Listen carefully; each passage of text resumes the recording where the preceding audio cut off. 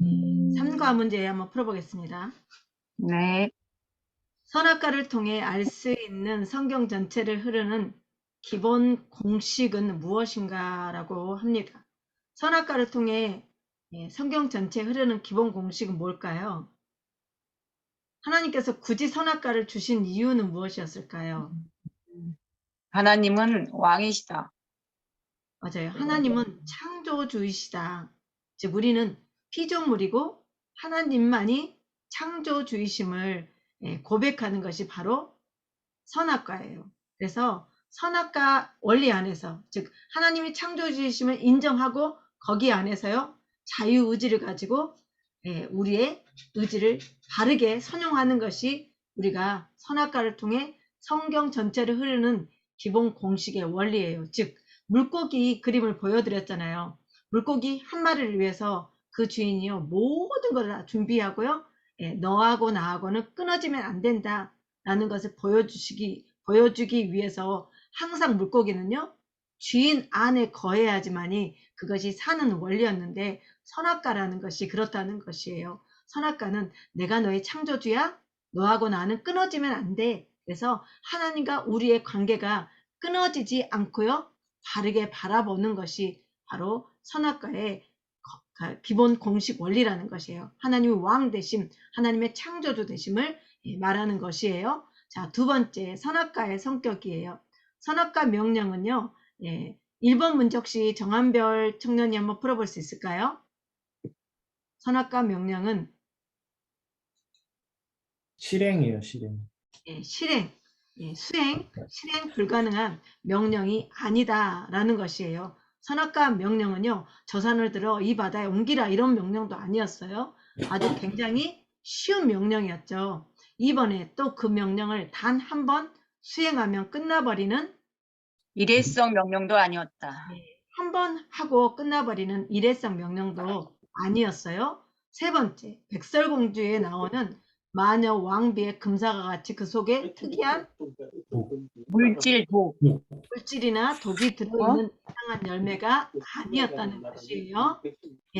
그리고 4번을 보시면 고상한 주제가 아니라 유식해야만 지킬 수 있는 것이 아니라 좀 유치한 것 같지만 늘 항상 지켜야지만 하는 먹는 문제였다는 것이에요. 먹는 문제. 좀 유치한 것 같지만 먹는 문제였다라고 하고 있습니다. 5번에 그런데 이슈는요. 늘 기억하고 있어야 한다는 것이에요. 고상한 주제가 아니고 유식해야만 지킬 수가 있는 것이 아니라 유치한 것 같지만 늘 기억하며 먹는 문제 안에 달린 것이었다. 자, 6번에 보시면 먹는다는 것은 생명. 생명. 생명. 사느냐 죽느냐에 문제가 걸린 것이다. 즉 물고기가 주인과의 관계가 있어야지만 물고기가 살아갈 수 있듯이 선악과는요 하나님과 우리와의 관계 아래서만이에요 이 땅에서 우리가 생명 안에서 살 수 있다는 것을 말하고 있다는 것이에요. 자, 그렇다면 사단이 바로 선악과를 먹을 수밖에 유혹한 것이 있었죠. 그것에 따라서 사단의 4가지 거짓말과 그에 따라 발생된 종교와 사상이 있었다고 말합니다. 첫 번째, 선악과에 관련된 사단의 4가지 거짓말이 무엇이었습니까? 창세기 3장에 이렇게 말하고 있어요. 뱀이 여자에게 이르되 너희가 결코 죽지 아니하리라. 즉 안 죽는다라는 거짓말을 했어요. 결코 안 죽어. 하나님은 2장 17절에 창세기 2장 17절에 반드시 죽어라고 말씀했는데도 불구하고 사단은 결코 죽지 않는다고 거짓말을 해요. 이것에서 발생되는 종교는 무엇일까요? 영생불사의 종교. 영생불사. 도교나 힌두교에서 말하는 영생불사의 종교가 나옵니다. 두 번째 사단의 거짓말은 무엇이었냐면요. 너희가 먹는 날에는 너희 눈이 밝아진다 라고 말하고 있어요. 너희 눈이 밝아진다 라는 종교는 무엇일까요? 계몽. 계몽, 진화론. 아니, 진화론. 계몽주의, 이성주의, 합리주의. 우리가 뭔가 다 알고 있는 것들을 말하는 거잖아요. 너희 눈이 밝아진다라는 것은 뭐예요? 우리가 뭔가를 다 우리의 이성으로 다 알고 알 수 있다는 논리예요. 그래서 이성주의, 계몽주의, 합리주의가 여기서 발생하게 되죠. 세 번째 거짓말은 무엇입니까? 하나님과 같이 된다라고 하나님 말하고 같은 있어요. 범신론. 여기서 발생되는 종교는요. 신이라고. 모든 모든 물질에 모든 우리들의 보여지는 것에 신이 들어있다라는 범신론을 말하고 있어요. 그리고 네 번째 사단의 거짓말은 무엇입니까? 선악을 알 줄 알게 된다. 도덕주의, 율법주의를 말하고 있어요. 이렇게 사단이 네 가지의 거짓말로 우리를 현혹시키고 있다는 것입니다. 자, 4번에 가인 계열과 셋 계열의 성격과 통치 원리를 비교하여 쓰시오라고 말합니다. 가인 계열의 성격은 무엇입니까? 힘의 원리? 예, 힘의 원리죠. 통치 원리는 바로 힘과 칼과 무력으로 힘쓰는 원리인데요. 이 성격은 무엇이냐면 하나님을 인정하지 않는 성격이에요. 하나님을 인정하지 않는 성격이고요. 셋 계열은요. 하나님을 예배. 인정하여 예배하는 공동체. 맞습니다. 정한별 청년 예배하는 공동체의 성격이고요. 여기에 통치의 원리는 무엇일까요? 아담이 맨 처음에 하와를 보고 뭐라고 그랬죠? 내 뼈 중에 뼈, 살 중에 살이로다. 네, 내 뼈 중에 뼈요, 살 중에 살이다. 그것은 무엇입니까? 너는 나다. 사랑의 나는 원리로 통치한다는 것이에요. 즉, 색 계열은요, 하나님의 백성들은요, 예배 공동체는 사랑의 원리로 통치하는 것이고, 그래서 예수님께서요, 그 사랑의 원리로 죽을 수밖에 없는 우리를 대신해서 죽어주심으로 온전한 사랑을 확증했다고 로마서 5장 8절에 말하고 있어요. 왜냐하면 우리가 분명히 죽을 수밖에 없는 죄인임에도 불구하고요. 로마서 5장 8층에 우리가 죄인임에도 불구하고 하나님의 아들 그 그리스도께서 우리 죄를 위해서 죽으심으로 말미암아 하나님의 사랑이 이토록 너희들을 위해서 사랑한다고요. 확증해서 보여주고 있다는 것이에요. 그래서 가인 계열은요. 하나님을 거부하는 성격이고 힘과 칼과 무력으로 통치하는 원리였다면 셋 계열은요. 하나님을 인정하는 예배 공동체로서 사랑으로 통치하는 원리다라는 것입니다. 5번을 보면요. 선악과 명령 중에 아담에게 준 첫 번째 명령은 무엇인가요? 라고 말하고 있어요. 혹시 무엇일까요? 선악과 명령 전에 창세기 2장 17절 전에 아담에게 다스리고 정복하라는가? 다스리고 정복하라는데요. 창세기 2장 15절에 그렇게 말합니다. 여호와 하나님이 아담을요. 에덴 동산으로 데리고 와서요. 경작하고 지켜라 라고 말하고 있어요. 예. 아담아 아담아 이것은 너의 자발적인 순종을 통해서 경작하고 지키는 복을 주셨어요. 이것은요. 어떠합니까? 지키기가 어려운 것입니까? 지키기가 쉬운 것입니까? 모든 것은 네가 임의로 먹어도 좋아 라고 하지만 그 2장 17절에 나오는 선악을 알게 하는 그 나무 열매만은 내가 너의 주인이라는 표식이니까 먹지 말자. 이거 너무나 지키기 쉬운 문제였어요. 단 한 개만 먹지 말라. 나머지는 다 너가 임의로 먹어도 돼 라고 말하는 창세기 2장 15절. 그것을 경작하고 또한 지켜라 라고 말하는 것은 아담이 PhD 논문을 쓰고 난 후에 일어난 일이라고 아까 그렇게 말씀하고 나서 아담이 PhD 논문을 쓰게 되었다고 말하고 있어요. 성경에서는. 자, 그래서요. 6절에 보시면 선악과를 통해 하나님께서 우리에게 가르치고자 하는 가장 중요한 것은 무엇입니까? 6번에 선악과를 통해 하나님께서 우리에게 가르치고자 하시는 가장 중요한 것은 하나님이 왕이시다. 하나님이 창조주이시다. 하나님이 창조주, 하나님이 주인이시다라는 것을 우리에게 알려주고 있습니다. 자, 7번에 보시면요. 선악과는 인간에게 무엇과 무엇일까요? 선악과는 인간에게 우리가 저번에 우리가 배웠죠. 선악과는 인간에게 영광의 면류관이다 라고 말했어요. 그죠? 선악과는 인간에게 영광의 면류관이다. 그러면 두 번째는 뭘까요? 인간에게 선악과는 인간에게요, 안전장치라는 것이에요. 왜? 자발적인 의지를 통해서 하나님 앞에 순종하면 결국 그것은요, 사망으로 가지 않는 안전장치라는 것이에요. 그런데 하나님에게는요, 선악과는 뭘까요? 음, 돈 빌려줬으니까 뭘 받습니까, 우리가? 보증. 영수증. 영수증. 영수증 하나 받아놓은 거하고 똑같다는 것이에요. 하나님에게는요, 내가 너의 주인이라는 영수증이라는 표시예요. 즉, 인간에게는 뭐예요? 바로 하나님만이 우리에게 창조주이심을 알게 하는 영광의 면류관이라는 것이에요. 그래서 하나님께서 우리의 창조주이고 우리는 자유의지를 통해서 하나님의 말씀 안에 자발적인 순종을 하는 것이고, 우리에게는 그 선악과가 하나님의 범주를 넘지 않는 바로 안전장치다. 그렇지만 하나님에게는요, 그 선악과가 영수증과 같은 역할이다 라는 것입니다. 자, 8번. 선악과 그 이후 깨어진 하나님과 인간과의 관계 회복을 위해 하나님께서 제시한 것은 무엇인가요? 라고 합니다. 혹시 이것이 무엇일까요? 제가 저번 시간에 말씀드린 것이 있었죠. 창세기 3장 15절 원시복음, 은혜의 복음이죠. 창세기 3장 15절에 이렇게 말씀하셨어요. 내가 너로 여자와 원수가 되게 하고 내 후손도 여자의 후손과 원수가 되게 하리니 여자의 후손은 내 머리를 상하게 할 것이요 너는 그의 발꿈치를 상하게 할 것이니라. 이것은 뱀에게 하는 이야기였죠. 하나님께서. 즉 네. 여자와 사단은 결국 원수가 되게 하고, 여자의 후손으로 오시는 예수님께서 뱀의 머리를 상하게 하고, 또한 뱀은요 여자의 후손의 발뒤꿈치를 상하게 한다라고 말하고 있어요. 발뒤꿈치는 일정 부분 괴롭고 힘들겠지만 머리를 상하면요 완전하게 죽음이라는 것을 말하면서요, 바로 창세기 3장 21절에 답이 있습니다. 인간과의 관계 회복을 위해서 하나님께서 선악과 다음 두 번째로 제시한 것이 무엇이었다?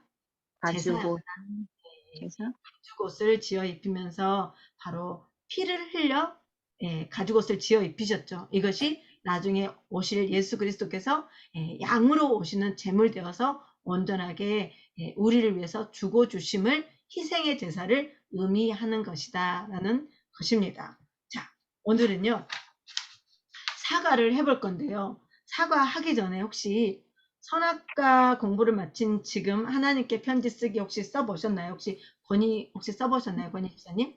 네. 한번 읽어봐 주실래요? 네, 권희 집사님. 그때 쓴 고백인데 한번 읽어보겠습니다. 선악과를 볼 때마다 하나님은 나의 왕이심을 고백합니다. 하나님의 다스리심, 통치하심을 오늘도 기대하고 바라봅니다. 하나님의 인도하심이 가장 안전하고 그것이 저의 행복입니다. 선악과를 볼 때마다 하나님이 나의 아버지이시고 내 삶의 주인이 내가 아니라 아버지이심을 인정합니다. 나의 하나님 아버지 감사합니다. 이렇게 저번에 적어놨었어요. 저도 한번 이렇게 해볼게요. 하나님 아버지 사랑합니다. 선악과를 통하여 하나님이 나의 왕이심을 선명하게 보여주시고 죄 지으면 사망이다 라고 하시며 친절하게 알려주신 하나님, 예전에는 왜 하필 선악과를 만드셔서 죄짓게 하셨어 라고 짜증 섞여 말했던 저를 돌아봅니다. 그럼에도 참아주시고 기다려주시고 깨달을 때까지 지켜봐 주시고 깨달으니 하나하나 알려주신 친절하신 나의 하나님 사랑합니다. 제 삶의 남은 여정에도 제가 왕 되지 않기를 원합니다. 하나님이 나의 왕 되어 주셔서 주님이 무엇 하시든 아멘 하고 반응하고 나갈 수 있게 성령님 도와주세요. 이후에 사역에도 주님이 이끄심으로 인도해 주시고 가정에도 주님께 반응하고 주님을 왕으로 인정하는 변화받는 가정 되게 인도해 주세요 라고 기록해 봤습니다. 혹시 정한별 청년은 혹시 기록해 봤을까요? 안 했어요. 안 했어요. 자, 그러면 우리가 사과 해보겠습니다. 사과. 일과의 제목은 무엇입니까? 구약 목록 이야기를 확 깨뜨려라. 두 번째는요, 아담 피해 아담 PhD 논문으로 왕되다. 왕되다. 아담이요 모든 동식물의 이름을 지어주고 그다음에 자기 아내의 이름을 지어주면서요 바로 번질 규명을 했다라고 하면서 창세기 1, 2장에 아담 PhD 논문으로 왕되다라고 공부했습니다. 저번 주에는 삼과를 했습니다. 삼과는 무엇입니까?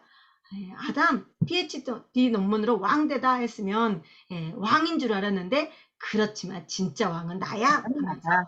선악관을 통해서 하나님이 왕 되심, 하나님의 창조주 되심을 우리가 공부했습니다. 그러면서 창조주 되심을 공부하면서 딱 두 계열로 나누어진다고 말했죠. 가인 계열과 가인 계열, 셋 계열.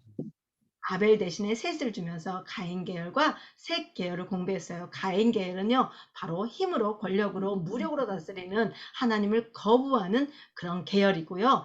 셋 계열은요, 하나님을 예배로 인정하는 예배 공동체다라는 것을 우리가 배웠습니다. 그렇다면 사과에서는요, 세계사 속에 내 나라 이스라엘을 세우겠다라는 것이에요. 거기에 범위는요, 바벨론 제국과 이스라엘 하면서 창세기 5장부터 50장까지가 범위입니다. 자, 오늘의 포인트 61페이지를 한번 봐보겠습니다. 61페이지 오늘의 포인트를 보면요. 1번이요. 아담의 족보와 노아의 홍수 연관성 이해하기입니다. 아담의 족보는요. 창세기 5장에 기록되어 있습니다. 자, 아담의 족보와 노아의 홍수가 어떻게 연관이 있나 그걸 들여다보는 것이고요. 두 번째, 노아의 홍수 공부하기입니다. 노아의 홍수는요. 6장, 7장, 8장, 9장이 나오고요. 바로 10장에서는요. 노아의 족보다 라고 나오고 있어요. 그래서 노아의 홍수 공부하기를요 한번 해보겠고요. 세 번째는요, 다시 두 계열의 나라가 발생하면서 니므롯의 나라와 이스라엘 나라, 즉 니므롯의 나라는 무엇입니까? 가인 계열이라고 보시면 돼요. 힘 있는 사람이 통치하는 원리라고 보시면 되고요. 이스라엘은요, 예배하는 공동체, 즉 진리 공동체, 셋 계열의 하나님을 예배하는 공동체라고 보시면 되겠어요. 그래서 창세기 10장부터 노아의 족보가 나오고 창세기 11장에 바벨탑 사건이 나오면서 노아의 족보를 향한 노아의 족보를 통해서 아브라함을 향한 셈의 족보가 나옵니다. 노아의 세 자녀가 셈, 함, 야벳이잖아요. 그래서 노아의 족보 맨 마지막 끝에 창세기 11장에 아브라함에 대해서 기록하고 있다는 것이에요. 자, 그리고요. 4번. 4번은 이스라엘 나라를 시작하심 하면서요. 창세기 12장부터 50장까지 기록되어 있어요. 그래서요. 여러분 창세기 1장부터 11장까지는 인류의 일반 역사였다면 12장부터 50장까지는요. 아브라함의 족장사예요. 아브라함이라는 그 한 사람을 통해서 이렇게 12장부터 50장까지 굉장히 많은 장을 할애하고 있다는 것이에요. 아브라함, 이삭, 야곱, 그 다음에 70명의 야곱의 아들들에 대해서 나오고 있습니다. 자, 이스라엘의 나라를 시작된다는 것이죠. 야곱을 통해서 12아들을 통해서 70명의 후손이 되는 것까지가 바로 창세기 50장의 끝이라는 것이에요. 자, 그러면서 61페이지 스카치 테이프를 한번 정한별 청년이 한번 읽어봐 주시겠습니다. 지난 시간에는 선악과를 기점으로 두 왕사가 있었다는 것을 공부했습니다. 가인같이 힘있는 자가 다스리는 공동체와 하나님이 다스리는 공동체였습니다. 가인 계열과 셋 계열입니다. 우리는 여기서 질문해야 합니다. 셋 계열 사람들은 누구며 무엇을 해야 하는 사람들인가? 라고 셋 계열은 가인 계열과 섞이면 안 된다. 정복해야 한다. 셋 계열은 정체성과 사명입니다. 그럼 왜 이런 질문을 해야만 하는가? 이 질문이 5장이나 할애의 감을 기록한 노아의 홍수를 해석하는 열쇠일 뿐만 아니라 성경 전체를 이끌고 가는 엔진이기 때문입니다. 이 사실을 깨달으면 오늘 공부는 100점이에요. 그런데 신기한 게 있습니다. 이 문제를 풀기 위해서는 먼저 족보용법을 알아야 한답니다. 족보용법? 네, 족보용법입니다. 거기 중반절에 보시면 셋계열은 누구며 무엇을 해야 하는가 라고 하죠. 그래서 셋계열은 가인계열과 섞이면 안 된다. 종교나 문화나 사상 같은 것에 섞이면 안 되고요. 정복해야 된다라는 것인데 무엇으로 정복해야 된다면요. 사랑으로, 진리로 정복하라는 것이지 칼과 힘과 창으로 정복하라는 것이 아니에요. 셋계열의 사명이 무엇입니까? 바로 거룩으로, 진리로, 사랑으로 정복하라 라는 것이에요. 셋 계열의 정체성은 무엇입니까? 바로 하나님의 예배 공동체라는 정체성이라는 것이에요. 하나님의 형상과 하나님의 모양대로 반사해내는 예배 공동체여야 된다는 것이에요. 그래서 이 세 계열이 뭐란 말인가 라고 하면서요. 5장이나 할애해야 한다는 것이에요. 어디에서요? 창세기 6장, 7장, 8장, 9장까지가 노아의 홍수장을 이야기하면서 세 계열의 공동체를 나중에 말하고 있어요. 그리고 10장에는요.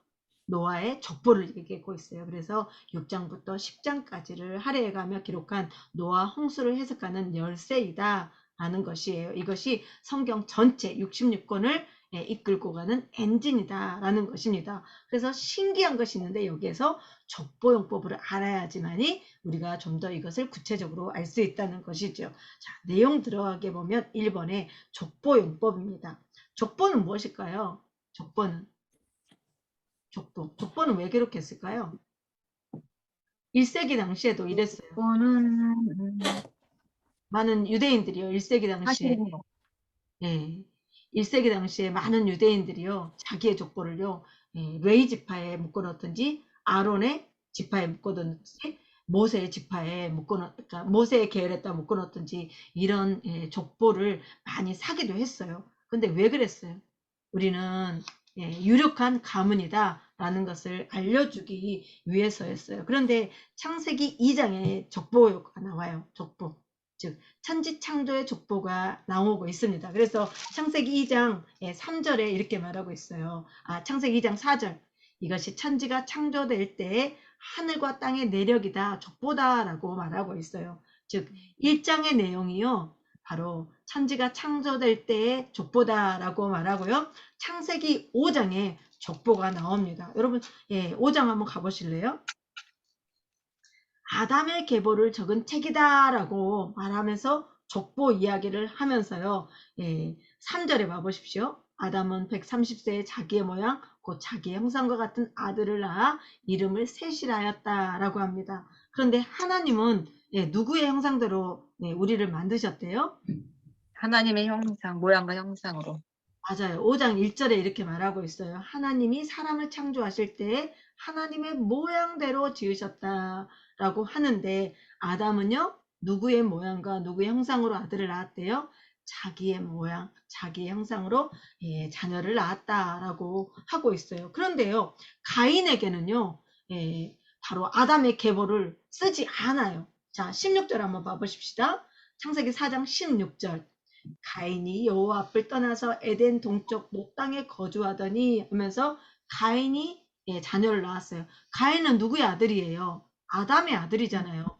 그럼에도 불구하고 5장에서는 가인을 빼버렸어요. 5장에서는 바로 아담, 그 다음에 아벨 대신에 셋을 주셨으니까 셋의 족보는 이러하다 하면서 5장 4절에 아담은 셋을 낳은 후 하면서 6절에 보시면 셋의 족보는 이러하다 하면서 쭉 셋의 족보를 기록하고 있다는 것이에요. 자, 그러면서요. 아담의 족보 맨 마지막에 누구를 들목이냐면 32절을 봐보십시오. 아담의 족보 맨 마지막에 노아는 하면서 노아는 500세 된 후에 셈과 함과 야벳을 낳았더라 라고 하고 있습니다. 자, 이것을 바라볼 것 같으면 자, 족보용법은요. 가보겠습니다. 족보용법. 굳이 성경에 족보를 말한 이유는 뭘까? 족보를 이렇게 얘기한 것. 창세기 5장에 아담의 족보가 나오고 창세기 10장에 노아의 족보가 나왔는데 이게 낳고 이렇게 족보를 얘기하는 것은요. 역사를 가장 함축적으로 짧게 이것은 역사적인 사실이다 라고 말하는 것이 바로 족보 용법이라는 것이에요. 누가 누구를 낳고 누가 누구를 낳고 누가 누구를 낳고 하면서 창세기 5장에 바로 셋은 에노스를 낳고 에노스는 877년을 지내며 자녀를 낳았고 그 다음에 에노스는 90세에 게난을 낳았고 막 해서 누가 누구를 낳고 누가 누구를 낳고 누가 누구를 낳고 라고 이야기를 하고 있어요. 신약에도 족보용법이 나온 곳이 있죠. 혹시 어디인지 알까요? 정한별 청년? 마태복음이랑 마가복음, 마태복음하고 누가복음. 누가복음에. 네, 마태복음하고 누가복음에 누가 누구를 낳고 누가 누구를 낳고 누가 누구를 낳고가 있어요.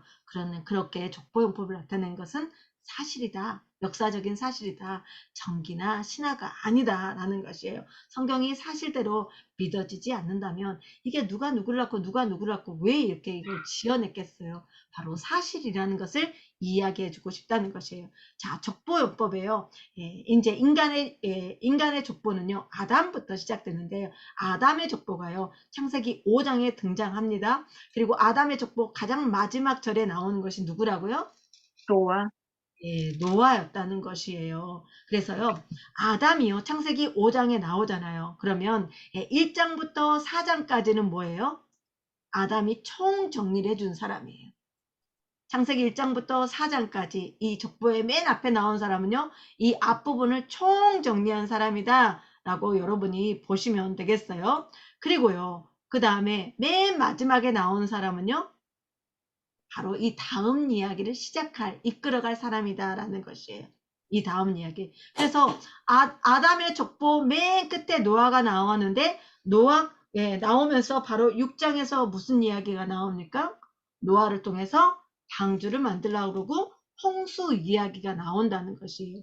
바로 노아를 통해 이 다음 이야기를 어디까지 끌고 가겠다는 것이에요. 홍수 얘기 9장까지 끌고 가고 10장에서는 노아의 족보를 말하고 싶다는 것이에요. 즉 아담의 족보 아래 아담과 첫사람 아담과 마지막 사람 노아가 나오는데 이 아담은 뭐라고요? 앞에 이야기를 총 정리해 준 사람이라면 노아는요.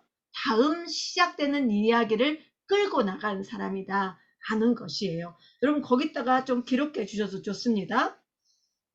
족보용법은 역사를 가장 짧게 함축하여 기록하는 방법이다. 족보용법은 역사를 가장 짧게 함축하여 기록하는 방법이다 라는 것이고요. 두 번째는 족보용법을 사용하는 것은요. 바로 전환점이 왔다라는 것이에요. 이야기의 전환점. 아담 이야기를 하다가 이제 무슨 이야기를 하고 싶다는 것이에요? 홍수 이야기를 하고 싶다는 것이에요. 바로 전환점이 왔다라는 이야기를 보내주는 사인이라는 것이에요. 자, 그래서 맨 첫 번째 사람은요. 앞에 이야기를 총정리하는 사람이고 마지막에 등장하는 사람은요. 뒤에 이야기를 이끌고 갈 사람이다 라는 것을 기록해 주시면 좋겠습니다. 자, 창세기 10장에도 이런 게 있습니다. 여러분.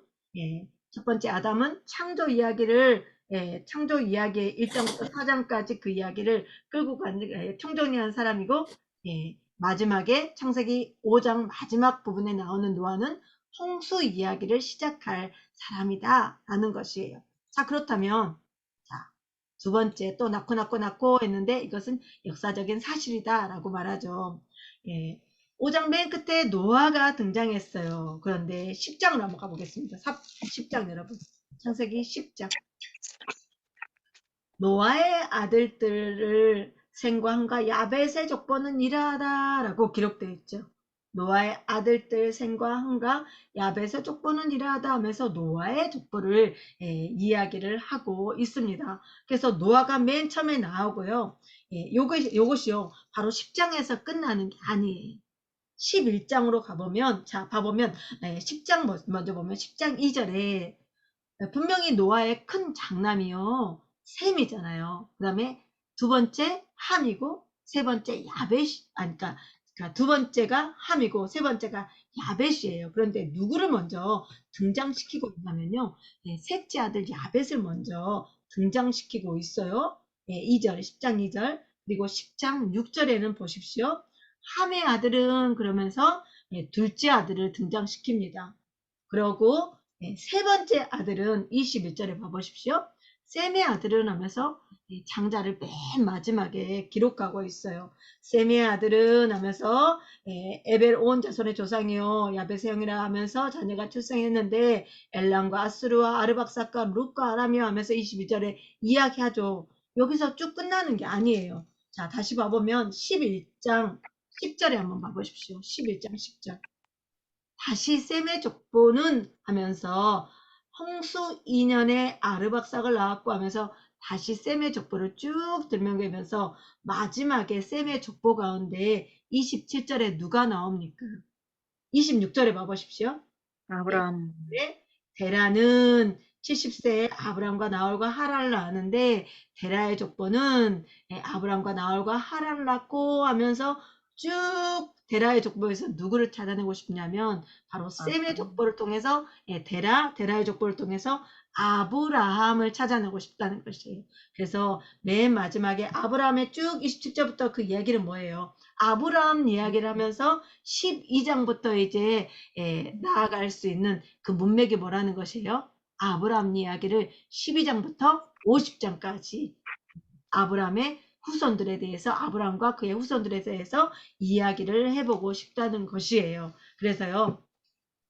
10장에는요. 노아를 말하고 노아는요. 바로 6, 7, 8, 9장의 총정리를 한 사람이고 그 다음에 11장에서 셈의 족보를 통해서 데라의 족보를 통해서 아브라함을 찾아내면서 아브라함이 이제 다음 이야기를 시작할 사람이다 라는 것을 알려주고 있다는 것이에요. 그래서 우리가 63페이지 보면 아담의 족보 하면서 아담 첫사람이 나왔고 5장에서 노아를 찾아냈다면 10장에는 어떻습니까? 노아가 시작했다면 마지막에 11장에서까지 셈이 나오면서 노아의 후손 셈, 그 다음에 데라, 그 다음에 아브람까지 연결시키고 있다는 것입니다. 자, 이 족보 이야기를 하고 있는 이유 여러분 이제 알겠죠? 네. 역사를 가장 짧게 함축해서 드러내는 역사 기록 방법이고 전환점이 왔다는 신호다. 그래서 아브라함부터는 뭘 얘기하고 싶다는 것이에요? 아브라함의 족장사를 쭉 이야기를 하고 싶다. 즉 아브라함이 족장이었다면 이삭이 족장이고 야곱이 족장이고 그 다음에 12아들을 통해서 70명의 후손들까지 이어지는 것들을 창세기 50장에서 공부할 수 있다는 것이에요. 자, 그렇다면 이 노아의 홍수 그것이 알고 싶다라는 것이에요. 노아의 홍수 그것이 알고 싶다. 노아의 홍수 진짜 사실이었어? 노아의 자녀들을 통해서요. 이렇게요. 여러분 보십시다. 셈, 함, 야벳이 이렇게 나아지게 되는데요. 셈은요. 여기 중동 지방에 살게 되었고요. 함은요. 아프리카, 그다음에 야벳은요. 유럽과 아시아 등지로 분포되어 살게 되었습니다. 그런데 정말로 노아의 홍수가 사실이었냐라는 것입니다. 자, 노아의 홍수 여러분 보시면 역사 속의 흔적을 한번 봐보자는 것이에요. 사람들이 무슨 죄를 지었기에 왜 노아의 홍수를 통해서 완전하게 싹 쓸어버리셨나 라는 것이 우리가 좀 의문하는 상황이잖아요. 자, 양가로 1번에 역사 속의 흔적이 있다는 것이에요. 첫 번째 역사 속의 흔적은요. 첫 번째는 성경을 배경으로 한번 찾아보자 라는 것이고요. 두 번째는 지질학을 배경으로 봐보자 라는 것이에요. 자, 역사 속의 흔적은 뭐라고요? 첫 번째는 성경을 배경으로 한번 찾아보자 라는 것이에요. 성경을 배경으로 하는 것은요. 우리가 뒷부분에 창세기 11장, 창세기 7장 11절과 12절에서 볼 것이고요. 지금은요. 지질학을 배경으로 한번 찾아보자는 것이에요. 지질학을 배경으로 자, 역사 속에서는요. 이런 전설들이 있어요. 노아의 홍수 사실이었나? 라고 하면서요. 여러 민족들에게서 찾아내 볼 수 있는 것. 바로 여러분 봐보십시오. 남아메리카, 북아메리카, 유럽, 아프리카, 오세아니아 뭐 이런 등지에서요. 이런 노아의 홍수 자료의 전설들이 많이 있다는 것이에요. 이런 전설들 가운데요. 세 가지 공통점이 있습니다. 첫 번째는 무엇입니까? 물로 뭔가 일이 일어났다. 즉 홍수가 일어났다라는 것이고요. 여기 다 이런 전설들 속에는요. 다 물과 같은 심판이 있었다라는 것이고요. 두 번째는요. 구원 매체가 방주 같은 것이 준비되었다라는 것이고요. 세 번째는요. 구원받은 사람들이 있다는 것이에요. 싹 쓸어버려도 구원받는 사람들이 있다라는 것이 이게 전설적인 기록입니다. 두 번째는요. 역사 매체를 통해서 여기 길가메시 서판이 있어요. 길가메시 서판. 아스르 왕의 왕실 서고에서 발견되는 노아의 홍수와 매우 유사한 기록이요. 여기 바벨론 신화 속 홍수 속에 들어가는 길가메시 서판에 여기 쭉 기록되어 있다는 것이에요. 이런 자료가 있다는 것입니다. 또 여기 우리가 지질학을 배경으로 두 가지를 알아보자겠어요. 첫 번째는요. 동일 과정설이에요. 여러분 거기다가 지질학을 배경으로 하면서 동일 과정설과 격변설로 두 가지로 한번 알아보자는 것이에요. 동일 과정설은 이런 것입니다. 무한한 시간을 지나면서 퇴적되고 그 다음에 오랜 시간을 지나면서 침식되고 또다시 퇴적되고 오랜 시간에 걸쳐서 또 침식되고 또다시 퇴적되고 침식되고 이것이 바로 동일 과정설이에요. 이런 것을 통해서요. 지구 나이가 45억 년 되었다라고 보는 것이에요. 수억 년 동안 생명체가 진화하고 지층 계열은 고생대, 중생대, 신생대, 그 다음에 현 인류까지 이렇게 발달했다라고 보고 있는 것이 진화론자들의 주장이라는 것이에요. 그렇다면 자 실질적으로요. 지층의 모양은요. 이렇게 된 것이 아니라 실질적인 지층의 모양은요. 급속한 퇴적이라는 것이에요. 오랜 세월 시간의 흐름의 퇴적이 아니라 급속한 퇴적인데요. 자 이렇다는 것이에요. 직접적인 퇴적의 그런 그러니까 땅 그 지층을 봐보니까 퇴적되고 또 퇴적되고 또 퇴적이 되어서 이렇게 시루떡 모양이 되었다는 것이에요. 지층을 살펴보니까 이런 것이지 이렇게 되지 않았다는 것이에요. 여러분 이것을 볼 때요. 만약에 이렇게 오랜 세월 동안 침식을 당했다면 생물이 살면서 교란시킨 흔적이나 식물의 뿌리나 미생물들에 의해 형성된 토양층의 흔적들을 가지고 있어야 됨에도 불구하고 이런 것이 없다는 것이에요. 두 번째는 오랜 세월 동안 자갈만 쭉 침식되고 퇴적되어서 그 다음에 침식 과정을 겪이고 그 다음에 자갈보다 조금 더 가는 뭔가 돌멩이로 또 침식되고 그 다음에 모래만 쭉 오랜 세월 동안 침식되고 진흙만 이렇게 쭉 침식될 수 있냐 이런 말입니다. 이런 건 질문해 볼지 않겠습니까? 이렇게 한 가지만 계속 침식되고 오랜 세월이 거쳐서 또 다음 또 그 다음 이렇게 퇴적과 침식 과정을 교차할 수 있냐라는 것이지요. 오랜 세월 동안 자갈만 모래만 진흙만 운반할 수 있냐 이런 말이지요. 자 그래서요. 자, 우리가 한번 살펴보자면 요거는요 여러분 격변설이에요. 급속한 뭔가 격변한 것이 있었을 때 요렇게 시루떡 모양이 되고요. 요것은 무엇입니까?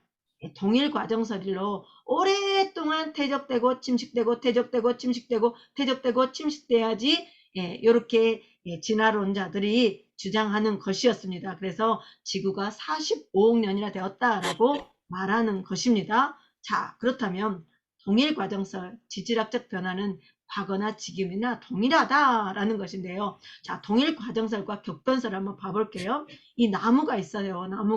나무가 있는데요. 동일 과정설로 살펴보면 1년 동안 관찰해보니 1cm씩 조금씩 움직여서 이 속도가 과거에도 지금도 동일했을 것이라고 가정하고 그러므로 이 나무가 여기까지 오는 데는요. 만년이 걸렸을 것이다 라는 것이에요. 그래서 지구의 나이가 45억 년이나 된다라고 그들이 잡는 것이고요. 격변설은 무엇입니까? 5년 전에 큰 비가 왔는데 그때 한꺼번에 순식간에 이렇게 100m 길이로 쫙 왔을 것이다. 이것이 바로 격변설이라는 것입니다. 자, 그래서요. 자, 여러분 여기를 봐보십시오. 이렇게 광역적인 지층이 이렇게 순식간에 일어났다고 하는 것이 우리가 지금 주장하는 것이고 이전에 진화론자들이 주장하는 것은 무엇이에요? 오랜 세월이 지나서 이렇게 지층이 형성되었다라고 주장한다는 것이에요. 자, 이것을 보자면요.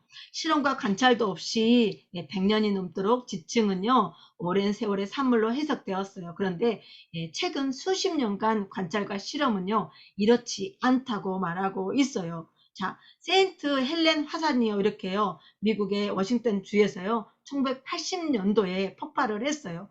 대규모 화산이 폭발했죠. 그래서 이것을 직접적으로 관찰을 해보니까 이렇다는 것이에요. 세인트 헬렌 화산이에요. 오랜 시간 동안 있었던 것이 아니라 다 이것이요. 1980년도에서부터 82년도에 일어난 것이에요. 그래서 80년도 5월 18일 날 세인트 화산이 폭발하면서 이렇게 쭉 지층이 급작스럽게 변했어요. 그리고 나서요. 80년 6월 12일 날 불과 5시간 만에요. 7.5m의 높이가요. 이렇게 지층이 형성되게 됩니다. 또한 1982년 3월 19일 날은요. 이렇게 지층이 형성된 것을 보여주고 있어요. 그래서요. 이것은 오랜 시간이 아니라 뭔가 순식간의 대격변으로 인해서 이런 것이 일어났을 것을 보여주고 있다는 것이에요. 자, 그래서요. 예, 이 실험을 한 사람은요, 콜로라도 주립대 줄리안 박사가요, 저탕류의 실험을 하게 됩니다. 즉, 가는 모래와 굵은 모래를 섞어서요, 동시에 이렇게 한번 쭉 이렇게 흘려 보내봐요. 동시에. 순식간에 동시에 보니까 이렇게 되었다는 것이에요. 수직적으로 쭉 쌓여간과 동시에 수평적으로 쭉 확대되어 갔다는 것이에요. 그래서 이 줄리안 박사는요, 다시 한번 실험을 해봅니다. 어떻게 실험을 해봅니까? 바로 저탕류에 의한 퇴적 실험을 하면서 결국 어떻게 모래와 또한 자갈과 또한 진흙이 어떻게 흘러가는가를 실험해 보고 있어요. 자, 그러면서요. 요걸 실험을 쭉 해보니까 어떻게 되었습니까? 보겠습니다. 요거를 봐야 되는데. 아유, 이거를 켜놓으니까 잠깐요. 요걸 켜놓으니까 그게 안 되네요. 요거를 실험을 해보니까 쭉 실험을 해봤어요. 줄리안 박사가.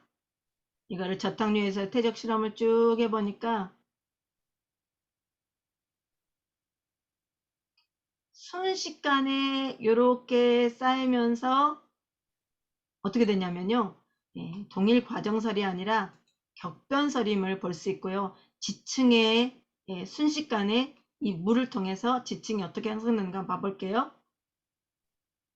아까 우리가 보여준 동일 과정설의 지층의 침식과 퇴적이 아니라 찰떡 시루 같은 시루떡 같은 이런 모양의 지층이 형성되었다는 것이에요. 자, 그래서요. 하루 만에 형성된 헬렌산, 작은 그랜드 캐년이라고 보는 헬렌산이 이렇게 하루 만에 30m가 형성되었다는 것이에요. 그래서요.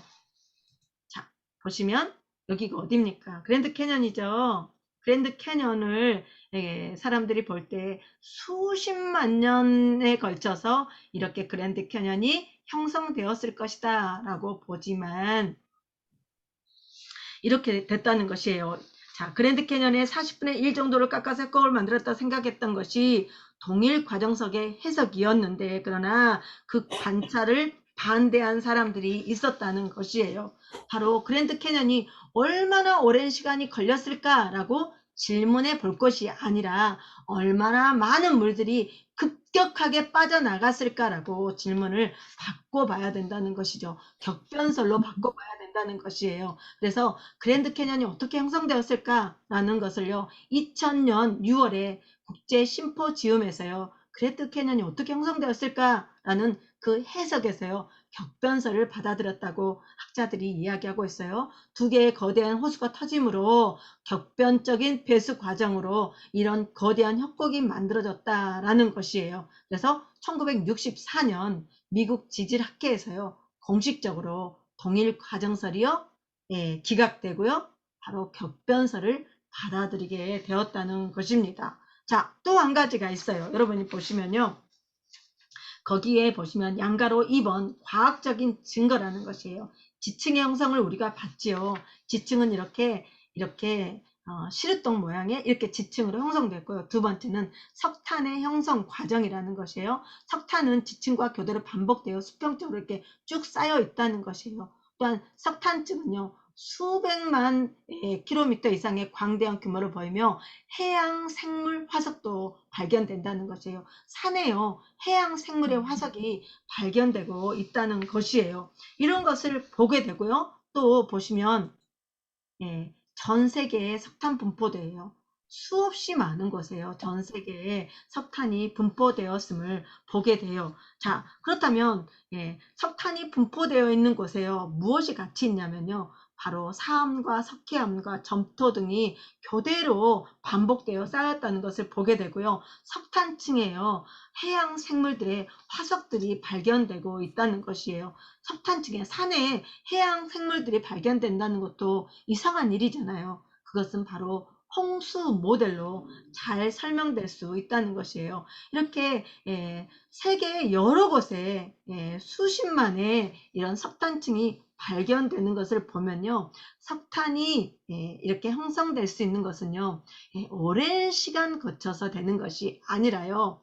급격한 온도의 변화 때문에 또한 급격한 압력이 있었기 때문에 이런 석탄층이 발견될 수 있다는 것이에요. 시간은 그리 큰 영향을 미치지 않는다는 것입니다. 엄청난 규모의 석탄층은 엄청난 양의 나무 껍질이 가라앉는 홍수가 있어야 하고 그 위에 흙들이 몰려와 덮어야 하고, 왜냐하면 공기층이 차단되어야지만이 석탄이 바로 거기에 분포될 수 있다는 것이에요. 진화론자들은 석탄이 습지에서 죽은 나무들이 쌓이고 또 쌓여서 생성되었다고 말하고 있지만 엄청난 양들의 흙이 몰려와서 바로 열과 압력이 주어짐으로 석탄층이 형성되었다. 이러므로 말미암아 대홍수가 아니면 이런 거대한 석탄층이 있을 수 없다라는 것이지요. 자, 또한 우리가 뭘 볼 수 있냐면 화석을 봐보자는 것이에요. 화석을 보자면 이렇다는 것이에요. 화석은 어떻게 생길까요? 화석은 이런 상태로 생길 수 있을까요? 물고기가 죽었어요. 그런데 물고기가 묻혔어요. 점점 묻히면서 이렇게 뼈만 남을 수 있을까요? 물고기가 만약에 죽었어요. 그러면 물고기가 죽은 시체를 누가 먹을까요? 먹은 물고기. 다른 물고기들이 다 뜯어먹겠죠. 또 뜯어먹고 남은 것을요, 미생물들이 또 먹고 나면 결국 이렇게 분해될 수밖에 없다는 것이에요. 이렇게 온전한 화석이 될 수 없다는 것이에요. 그런데 이런 화석이 발견되고 있다는 것이에요. 화석은 이런 과정으로 시체가 썩으면서 이렇게 동물의 뼈만 남지 않습니다. 급격하게 뭔가를 매몰했다는 것이에요. 물고기가 막 잘 살고 있는데 급격한 뭔가로 인해서 급사하게 되고, 그 다음에 바로 동물이요, 바로 죽었어요. 어떤 작은 동물들이, 작은 물고기들이 먹을 시간도 없이, 또한 작은 유기체들이 먹을 시간도 없이 바로 물고기가 죽고 나자마자 어느 정도의 시간이 걸리면서 물고기 화석이 되었다라고 볼 수 있다는 것이에요. 자, 또 한번 보자면요. 수많은 물고기들이요, 급속하게 이제 그 물고기가 흐르는 물 흐름을 방향을 따라서요 가고 있죠. 그런데 어떻게 됩니까? 집단적으로 화석이 된 물고기들이 발견되고 있어요. 이렇게 헤엄치다가 이렇게 발견될 수 있는 것은 무엇일까요? 급격한 매몰 상황이 있었다는 것이에요. 헤엄치다가 이렇게 이런 화석이 발견될 수 있다는 것은 급격한 매몰 상황이 있었다. 또한 물고기가요, 작은 물고기를 먹었습니다. 그런데 소화가 되기도 전에요, 바로 화석이 되어버린 것이에요.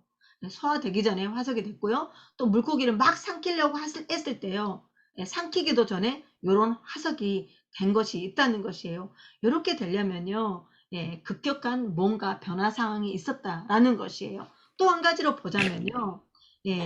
여기 시베리아예요.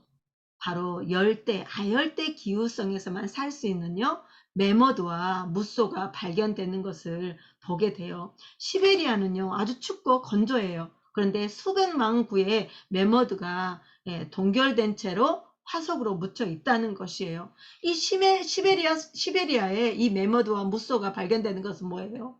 옛날에 여기가 똑같이 아열대성이었다는 것이에요. 춥지 않았다는 것이죠. 그런데 뭔가 기후변화에 의해서 이렇게 매머드와 묻소가 이렇게 동결되어서 화석으로 묻혀 있을 수밖에 없게 되었다는 것이죠. 자, 그래서요, 여러분, 이전에는요, 지구가요, 온난 다습했을 거라고 보고 있어요. 그런데 어느 때 빙하 시대가 되어서 이 시베리아에 살고 있던 매머드나 이런 묻소 같은 것이 급격하게 여기 얼음에 갇히게 되었고 화석이 될 수밖에 없었다는 것입니다. 자, 그렇다면 우리가 한번 봐보자는 것이에요. 자, 양가로 3번 63페이지 빙하기에 대한 질문이 있다라는 것이에요. 빙하기에 대한 질문. 빙하기에 대한 질문. 정말 이렇게 빙하가 급속하게 이루어질 수 있는가라는 것이에요. 예, 급속한 빙하가 온 이유는 도대체 뭐란 말인가? 육지 안에 있는 빙하가 녹아서 해수면이 높아졌다고 하는데 눈이 얼어서 빙하가 만들어지려면 이 많은 눈이 올 수 있는 기온은 어떻게 조성되었다는 말인가? 라는 것이에요. 자, 그래서 64페이지 한번 봐볼게요. 성경을 한번 찾아가 보자는 것이에요. 64페이지 방가로 2번 성경이 홍수와 빙하기를 대답한다 라고 합니다. 자, 창세기 7장 한번 봐보겠습니다. 창세기 7장 11절 한번 권희 집사님이 한번 읽어봐 주실게요. 창세기 7장 11절. 노아가 600세 되던 해 둘째 달 곧 그 달 11의 날이라. 그날에 큰 기쁨의 샘들이 터지며 하늘의 창문들이 열려서 40일 동안 밤낮으로 비가 땅에 쏟아졌다. 네, 노아가 600세 되던 때 둘째 달 2월에 2월 14일 날에 11의 날이 17일 날에 큰 기쁨의 샘들이 터지며 하늘의 창들이 열려서 40주야 동안 온통 밤낮으로 비가 쏟아졌다라고 하고 있어요. 17일 날에 이렇게 기쁨의 샘들과 하늘의 창들이 열렸다라는 것이에요. 자, 그것을 한번 봐보자면, 자, 여러분, 기품의 샘들이 터졌다는 것은요, 지구가 내핵과 외핵과 그 다음에 마그마로 형성되어 있고, 여기에 마그마가요, 여기 지각 변동을 일으키면서 어떻게 합니까? 기품의 샘들이 터졌다라는 것이지요. 원래 지구는요, 하나의 판으로 되어 있습니다. 하나의 판이었는데, 마그마가요, 땅을 뚫고 나오면서요, 열곡이 만들어지고 새로운 해양이 만들어지고 이렇게 중앙 해력이 만들어지는 것을 보게 됩니다. 그래서 이것을요, 그러니까 바다의 판과 또한 대륙의 판이 부딪혔을 때 어떻게 합니까? 바다판이 더 무거우니까 밑으로 들어가고 대륙판은요, 위로 융기하는 그런 현상들이 일어나게 된 것이죠. 또 보시면요, 대륙판과 대륙판이 부딪혔어요. 그래서 인도판이요, 밑으로 들어가고 아시아판이 위로 올라와서요, 무슨 산맥이 생겼나요? 히말라야 산맥이 생겼죠. 자, 이런 것들을 볼 때요, 급격한 판 이동이 생겼다는 것이에요. 자, 기쁨의 샘들이 터지며 하늘의 창들이 열려서 이렇게 됐다는 것이에요. 급속하게 비를 뿌려내고 뜨거운 기가 올라가니까 또한 화산 폭발과 분진을 통해서 땅이 갈라지고 수증기가 올라가면서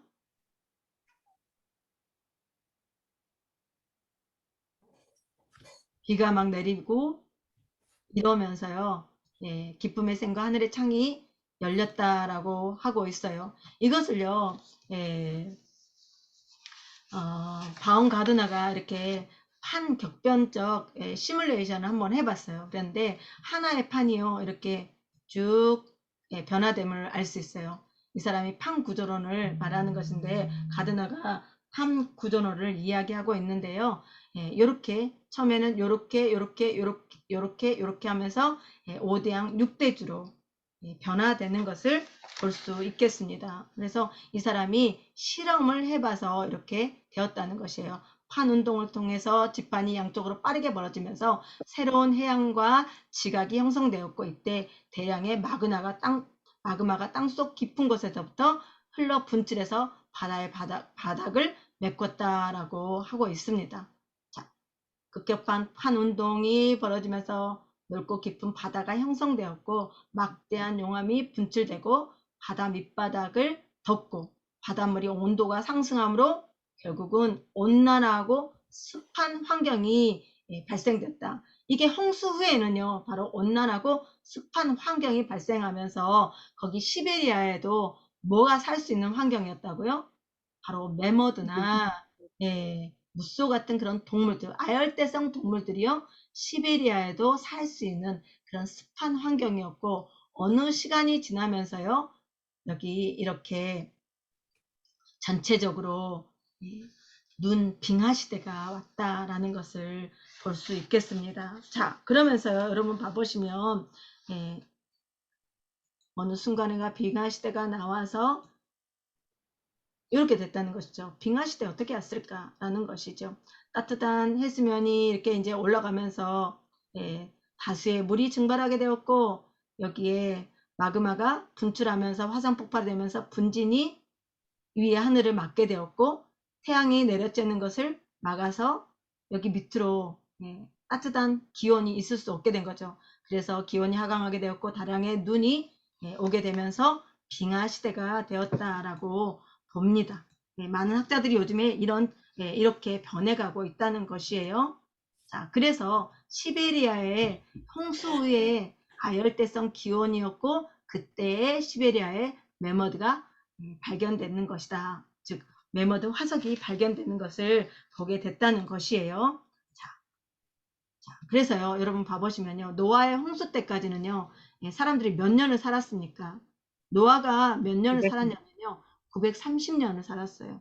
자 무드셀라는요 그 성경에서 가장 오래 산 사람이에요. 969세까지 살았죠. 그래서요 무드셀라는 187세에 라멕을 낳았고 라멕은 182세에 노아를 낳았고 노아 600세에 홍수가 났는데 이때가 바로 무드셀라가 죽은 때예요.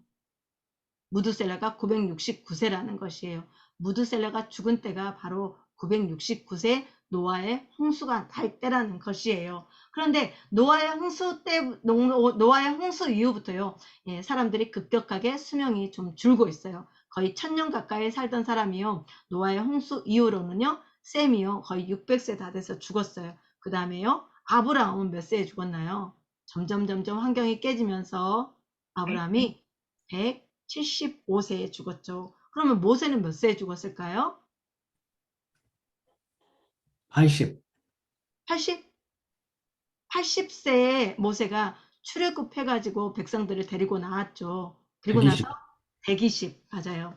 40년을 더 광야 생활을 같이 했던 것이랍니다. 그래서 노아의 홍수 이후에 급격한 격변설을 통해서 땅속과 또한 하늘의 창들이 열리면서요. 어떻게 해요? 환경이 깨지게 되었다는 것이에요. 그러면서 사람이 오래 살 수 있는 그 환경이 깨어지면서 하나님께서 노아 때부터는 뭘 먹으라고 그랬나요? 아담 때는요 채식만 하라고 그랬어요. 아담 때는. 근데 노아는요 육식을 먹어도 된다고 말씀하셨어요. 그렇지만 핏째 먹지는 말아라. 왜냐하면 생명의 주관자는 하나님이시기 때문이다 라고 이야기를 하고 있다는 것입니다. 자, 그래서요 양가로 1번 봐볼게요. 64페이지 양가로 1번. 기품의 샘이 터졌다라는 것은요. 마그마가 땅 위로 터치고 올라오면서 기품의 샘이 터지고, 또한 양가로 2번 하늘의 창이 열렸다는 것은요. 하나님께서 창세기 1장에 보시면 궁창을 만드실 때 어땠나요? 윗물과 아랫물로 나뉘라 라고 말하고 있죠. 윗물과 아랫물로 나뉘었다는 것이에요. 즉 잠깐만요.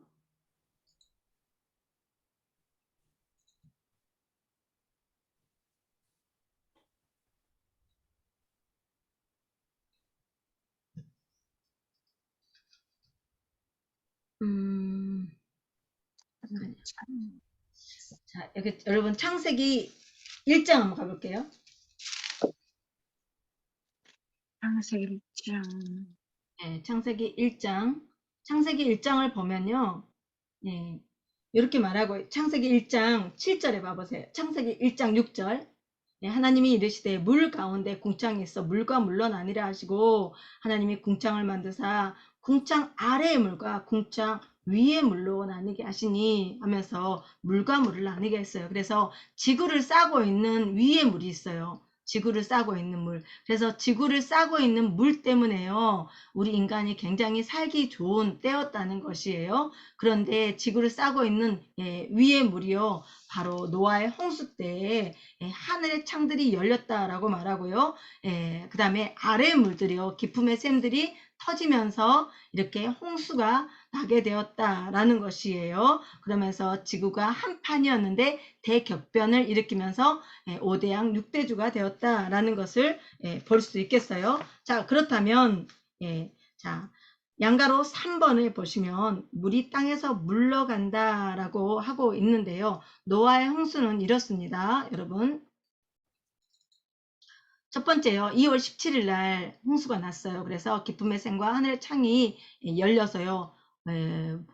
어마어마한 비가 내리게 된 거죠. 그리고 나서 40일 동안 주야로 비가 내리고 그 다음에 물이 창이라는 것이 바로 110일 동안이라는 것이에요. 그리고 나서 바람으로 하나님께서 물이 물러가게 하셨고 방주가 아라랏산에 머무른 것이요. 바로 74일간이라는 것이에요. 그리고 산에 봉우리들이 보이고요. 비둘기 까마귀를 내보냅니다. 맨 처음에 뭘 내보냈냐면요. 바로 까마귀를 내보냈어요. 까마귀를 내보냈더니 까마귀가 돌아왔습니까? 안 돌아왔습니까? 안 돌아왔어요. 왜냐? 까마귀가 왜 안 돌아왔을까요? 정한별 청년. 여기 이제 다 뒤에 것이 없었어요. 디딜 것이 없어서? 아니, 까마귀는요, 돌아오지 않는 아, 거예요. 먹을 것이 네, 있어서. 먹을 것이 없었어요. 네, 먹을 것이 있어서. 까마귀는 시체들이 있었기 때문에 먹을 것이 있어서 안 돌아온 것이고요. 비둘기는 돌아왔어요. 왜 돌아왔냐면 발 디딜 곳이 없어서. 비둘기는 마른 땅에 산답니다. 그래서 발 디딜 곳이 없어서 돌아왔어요. 또 다시 비둘기를 내보냈어요. 그래서 비둘기가요, 다시 내보내니까 그에게로 돌아오지. 세 번째로 비둘기를 내보냈을 때 비둘기가 돌아오지 않았다라고 말하고 있어요. 세 번째. 왜 비둘기가 돌아오지 않았을까라면 물이 완전히 감아지고 마른 땅이 있었기 때문에 비둘기가 돌아오지 않았다는 것을 알 수 있어요. 그래서요, 거의 노아가요 1년 만에 방주 뚜껑을 열고요 2월 27일 날 방주에서 나오게 됩니다. 그래서 노아의 그러니까 500세 되던 때에 하나님께서 방주를 만들라고 그랬고요. 600세 되던 때에 노아의 홍수가 있었고요. 바로 601년에 방주에서 나오게 되는 것이에요. 자, 방주를 보자면요. 이렇게 생겼대요. 방주의 옆에는 창이 없어요, 여러분. 위에 간들을 맞고 위에가 방주에 창이 있어요. 그리고 하나님께서 마지막 문은 누가 닫으셨다고 말하고 있냐면 하나님이 닫았다고 말하고 있어요. 자, 한 규빗은요. 여기 중지손가락 맨 가운데서부터 팔꿈치까지 45cm를 말하고 있어요. 이것이 바로 한 규빗. 한 규빗은 45.6cm를 바로 1규빗이다. 성경에 1규빗이 나오는 것은요. 45.6cm가 1규빗이다 라는 것을 볼 수 있어요. 그래서 이것을요. 노아의 홍수를요. 직접적으로 이거를 봤더니요. 바로 축구장 크기만 하답니다. 축구장 크기만. 그러면 노아의 방주 안에 노아의 홍수가 아니라 노아의 방주가 보자면 축구장 크기만 한데 노아의 방주에 공룡이 들어간 거 맞아? 우리 남편이 늘 하는 질문이에요. 자, 이 노아의 방주에 하나님께서 어떻게 동물을 넣으라 했냐면요. 정한 짐승은 몇 쌍씩 넣으라 그랬냐면요. 암수 7쌍씩. 그 다음에 부정한 짐승은요. 암수 2쌍씩만 넣으라고 그랬어요. 축구장 크기에 여러분 공룡이 들어갔을까 안 들어갔을까요? 들어갈 수 있었다는 거. 이 정도 크기였다면 바로 공룡이 들어갈 수 있었다는 것이에요. 노아의 홍수의 부정한 짐승은요 2쌍씩, 그 다음에 정한 짐승은요 7쌍씩을 넣어라 라고 말했기 때문에 그렇다는 것이에요. 그래서 노아의 그 방주를요 우리나라 사람이 실험을 해봤대요. 과학적으로 실험을 해보니까 보건성, 안정성에서 아주 정확했고요. 그 다음에 파랑의 안정성, 바람과 파도가 불어도요 안정됐고요. 그 다음에 구조의 안정성에 아주 정확하게 되었다라고 빈틈없는 설계였다라고 우리나라 사람이요 모형적인 제작으로 실험해 봤다고 말하고 있습니다. 자, 그렇다면 양가로 4번 4단계의 변화를 이해해 보자는 것이에요. 맨 처음에 하나님께서 창세기 1, 2장에 무엇을 말씀하고 있습니까? 창조를 말하고 있죠. 창세기 1, 2장에 창조를 말하고 있고 그 다음에 3, 4장은 무엇입니까? 타락을 이야기를 하고 있어요. 즉 아담의 범죄와 더불어 가인의 범죄를 기록하고 있어요. 그 다음에요. 대홍수가 났습니다.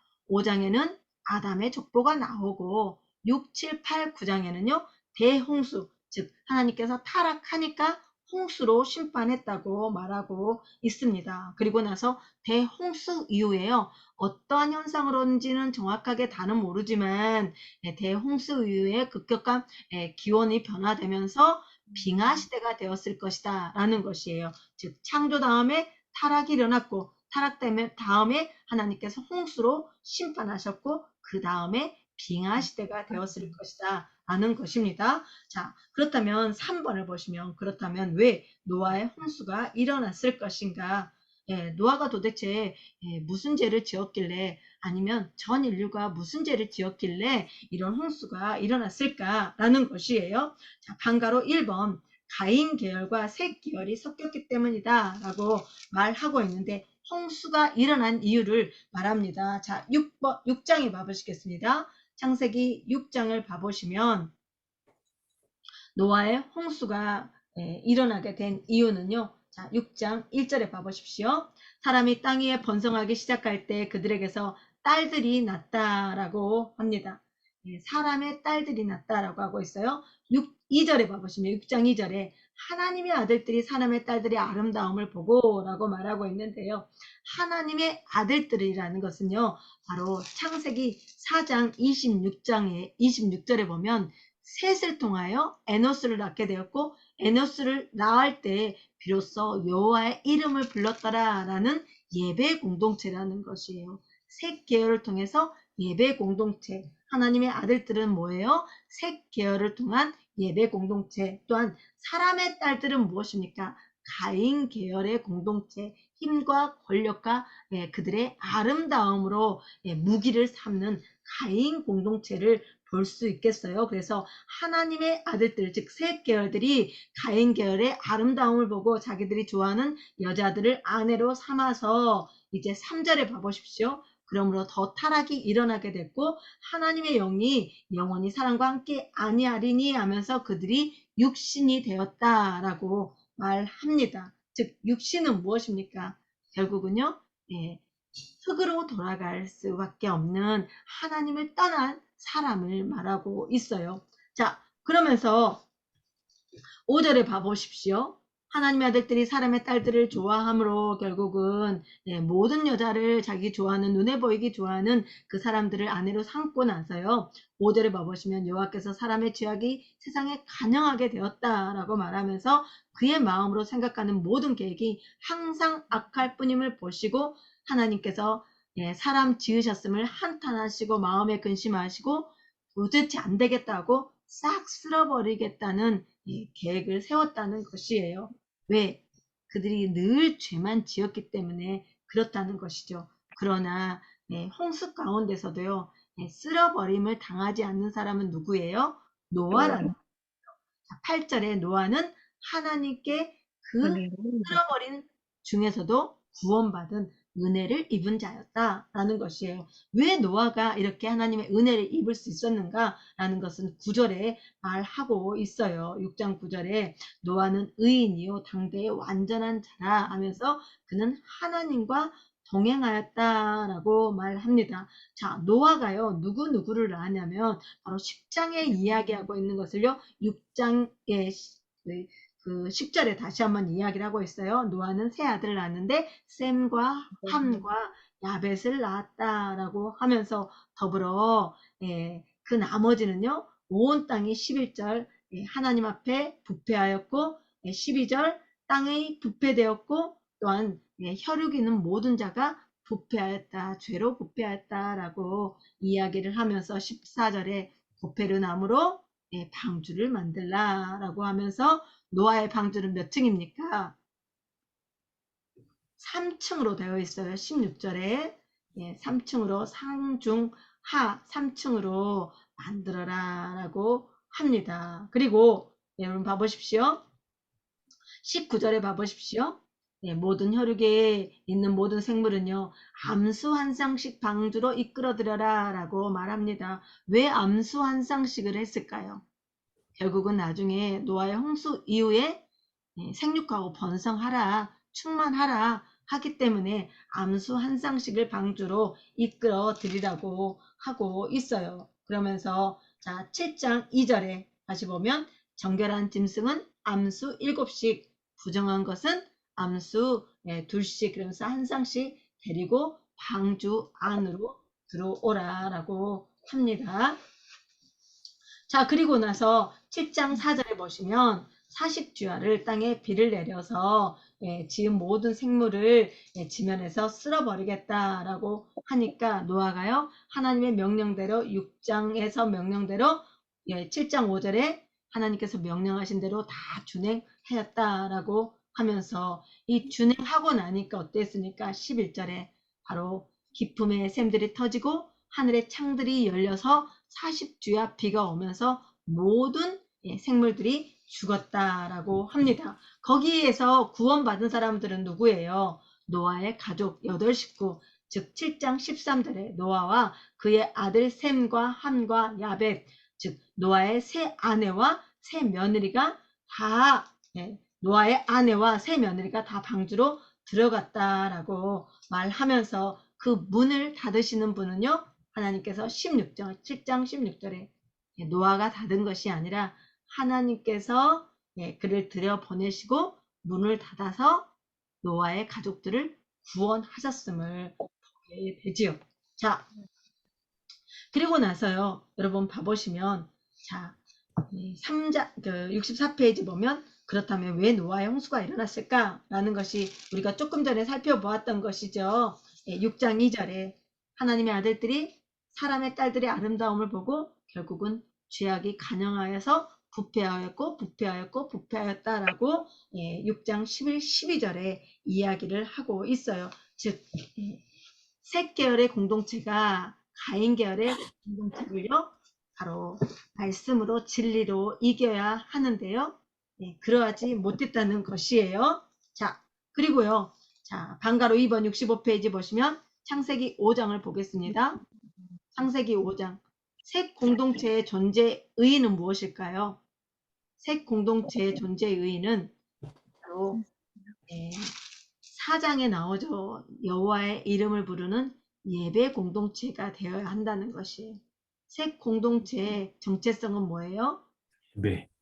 예배, 즉 사랑으로 거룩으로 이 땅을 악의 세력을 정복하는 그 정체성 사명이라는 것이에요. 그런데 그 예배 공동체는 반드시 뭘 붙들고 있어야 돼요?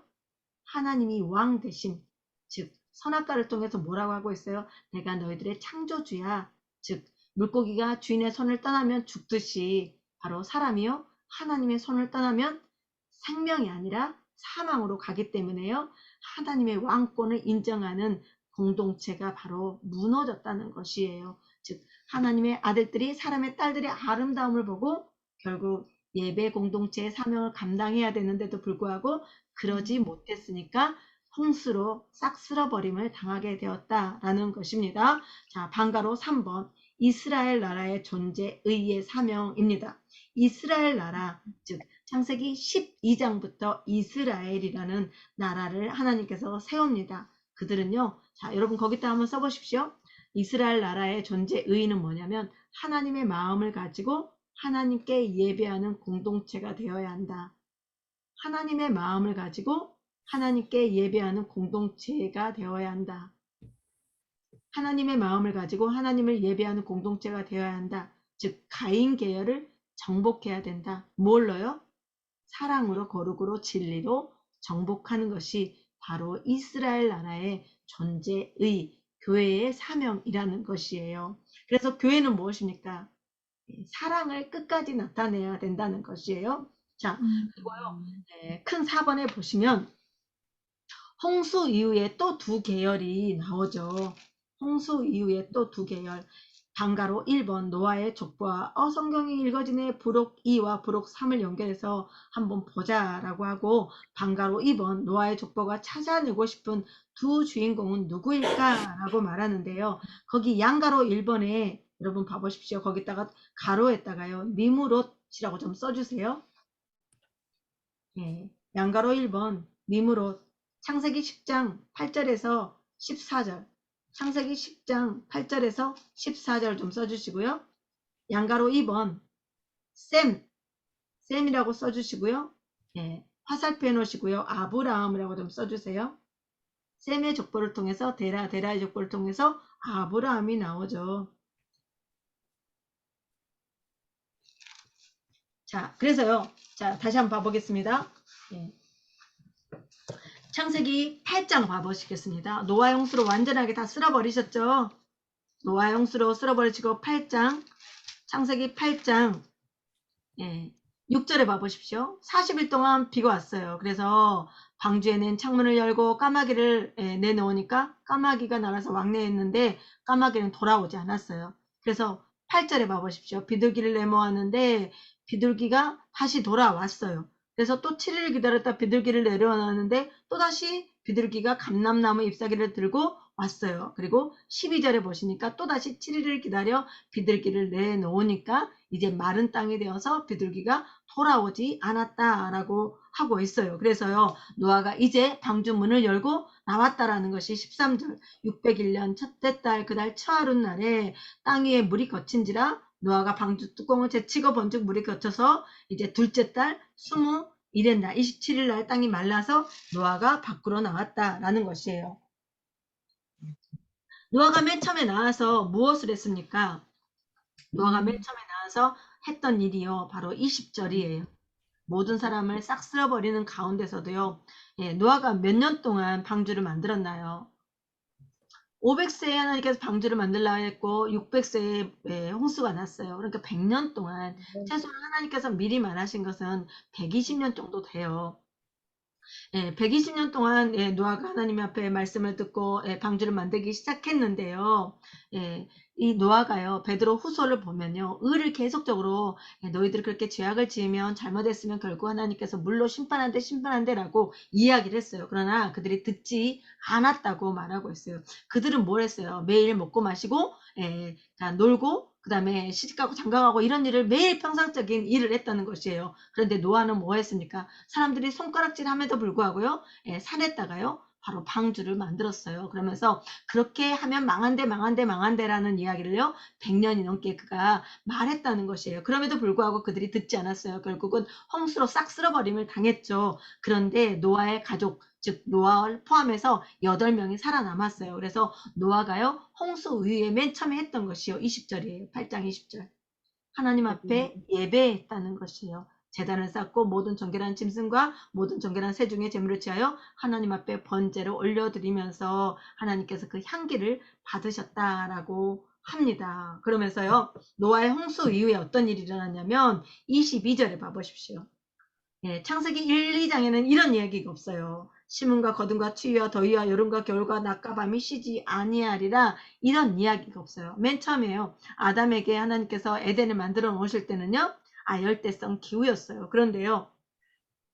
노아의 홍수를 통해서 어떻게 됐습니까? 이 모든 것들이요. 깨어졌다는 것이에요. 지구의 모든 환경, 우주적인 환경이 깨어지고 나니까 심음과 거둠과 추위와 더위와 여름과 겨울과 낮과 밤이 쉬지 못하는 이런 일들이 계속적으로 일어나게 되었다라고 하면서 창세기 1장에서는 하나님께서 이렇게 복을 주셨죠. 5가지 복. 생육하고 번성하고 충만하고 정복하고 다스리라라는 복을 주셨지만 노아의 홍수 이후에는요. 9장 1절에 봐보십시오.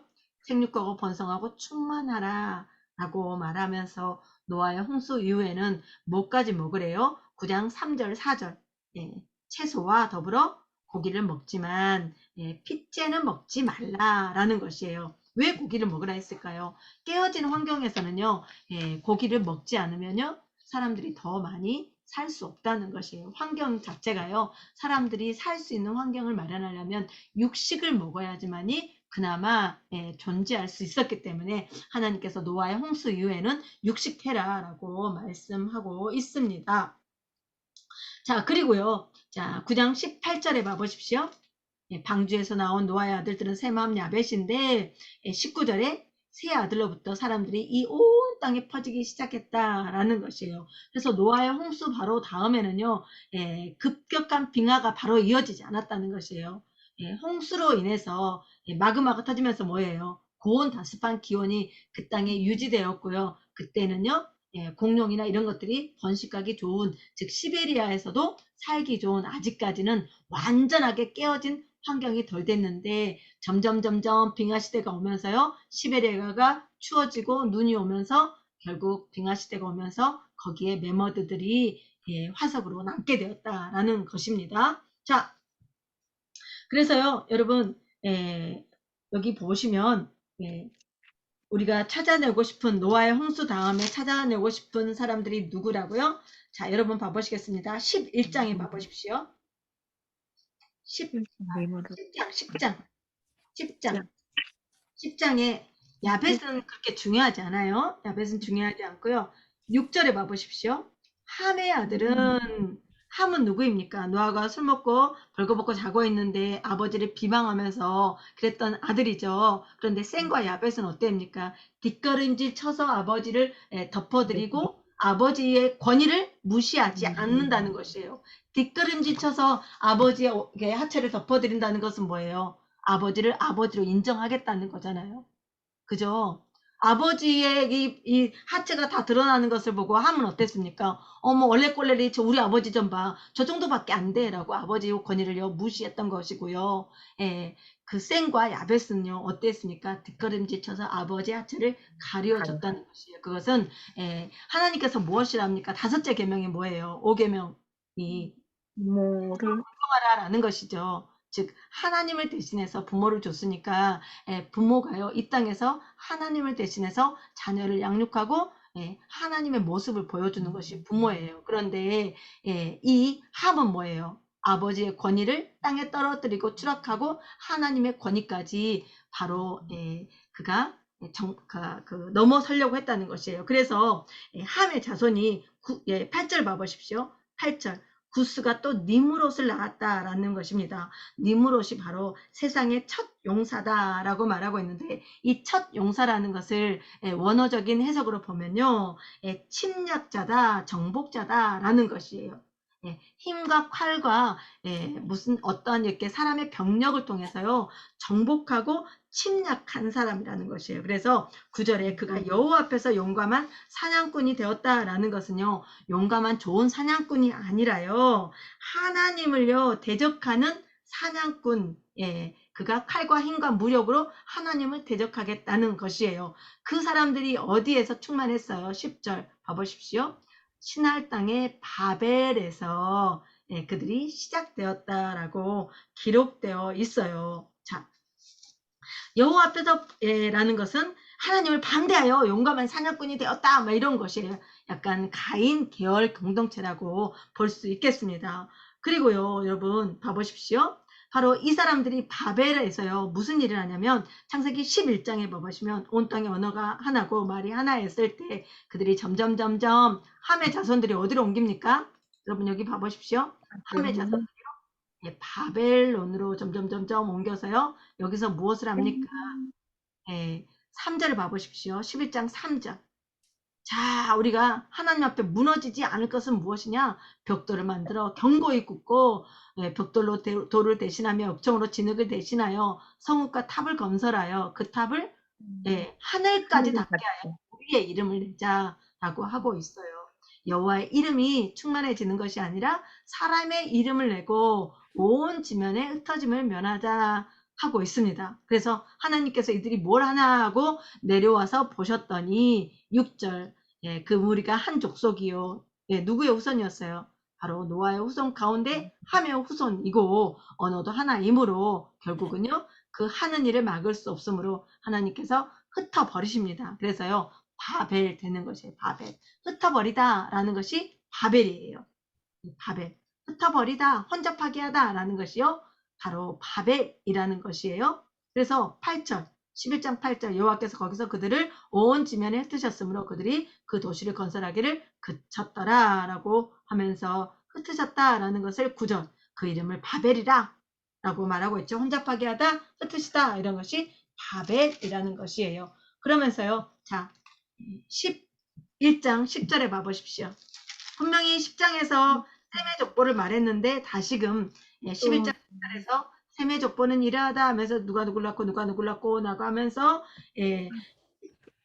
1장 26절에 데라가 나오죠. 데라가 70세에 아브라함과 나홀과 하란을 낳았는데 그러면서 이 27절에 데라의 족보는 하면서 데라의 족보에서 누구를 찾아내고 있다고요?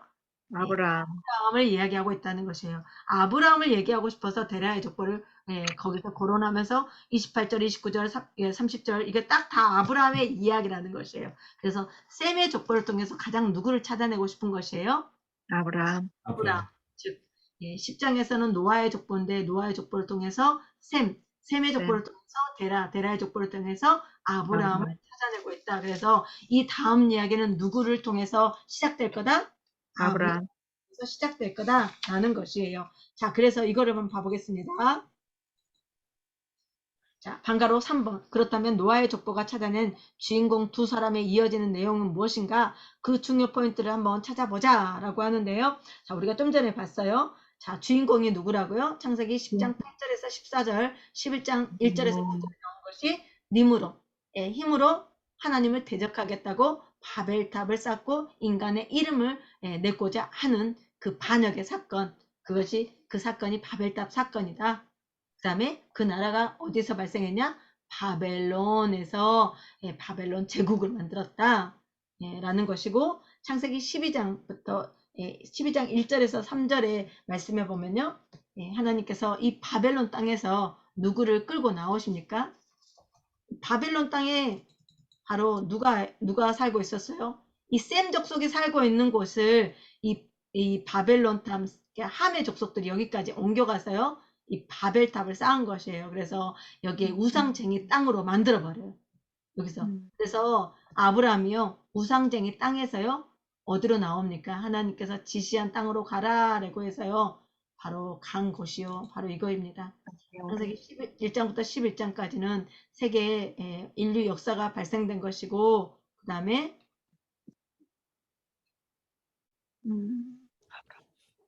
아브라함을 통해서 여기 바벨론 그 땅에서요, 갈대아 우르 땅에서요, 아브라함에게 바로 내가 지시한 땅으로 가라 하니까는요, 아브라함이 우르에서 출발해 갔고요, 하란으로 갔어요. 하란에서 출발해 갔고요, 팔레스타인 땅으로 오게 된 것이에요. 왜 하란으로 거쳐갔을까요? 이렇게 직진해서 왔으면 좀 더 빠를 건데. 혹시 정한별 청년 혹시 생각날까요? 왜 굳이 아브라함이 하란을 거쳐서 왔을까요? 블레셋 족속. 블레셋 족속 때문에? 아브라함이 요렇게 올 수도 있었는데 왜 요렇게 돌아왔을까요?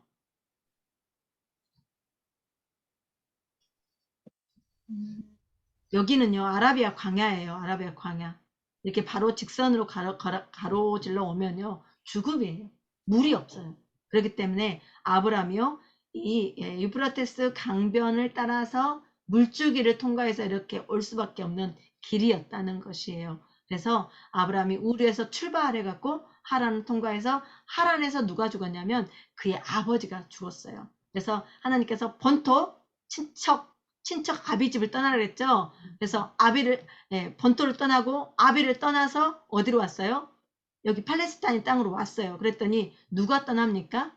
친척, 조카, 롯이 떠나죠. 그래서 하나님께서 그때부터 하나님께서 동서남북을 너가 바라보라. 내가 네가 바라보는 곳을 다 너에게 줄게라고 하나님께서 약속하시죠.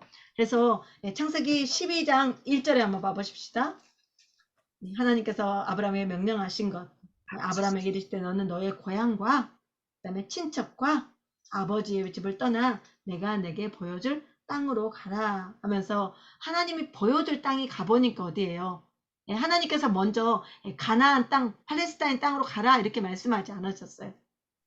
내가 계속적으로 너는 우리에서 떠나면서부터 하나님을 계속 묻고 가다 보니까, 가서 보니까 뭐예요? 거기 팔레스타인 땅이 하나님의 약속의 땅이고 지시할 땅이었다라는 것이에요.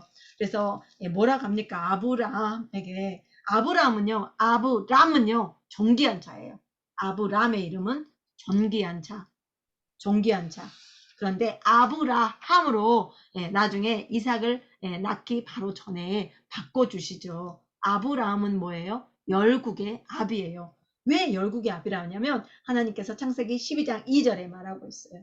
내가 너로 큰 민족을 이루겠다. 즉 모든 나라의 아버지가 되라 라는 것이에요. 그래서 아브라함의 그 이름을요, 이삭을 낳을 때요, 바로 아브라함으로 바꿔줍니다. 즉 존귀한 자에서, 세상 안에서 아브라함이 존귀한 자였다면 이제 하나님 안에서는요, 열국의 모든 나라에 하나님을 대신해서 하나님의 복을 나눠주는 자가 되라 라고 말하면서요, 12장 2절에 이렇게 말하고 있어요. 내가 너로 큰 민족을 이루고 내게 복을 주겠다. 이 네. 복을 주는 이유는 뭐예요? 세상 가운데 하나님의 나라의 복을요 전하라는 것이에요. 그래서 그리스도인들이 하나님 나라의 복을 전하지 않습니까? 무엇입니까? 예수 그리스도를 믿으면 생명이요. 그것이 복이다. 라고 말하는 것이에요. 그래서 복을 줘 내 이름을 창대케 할지니 너는 복이 될지라 내가 너를 축복하는 자에게는 하나님께서 복을 주실 것이라는 것이에요. 그래서 아브라함을 만나는 자들이 아브라함을 축복하면요 복을 주고 아브라함을 저주하면요 저주를 받게 될 것이다 라고 말하고 있습니다. 자, 그래서 여러분 어떻게 됐습니까? 아브라함이 애굽 땅을 갔을 때 어땠습니까? 애굽의 바레가 바로 사라를 취하려고 했잖아요. 그래서 어떻게 됐어요? 아브라함을 결국 공격하려고 하니 아브라함의 가족들을 공격하려고 하니까 결국 그가 태의 문이 닫히고 저주를 받게 된 거예요.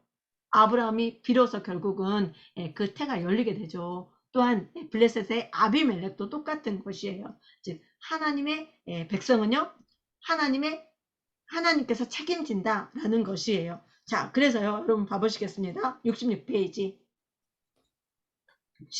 보시면 결국 두 나라가 완성됐어요. 자, 양가로 1번 봐보십시다.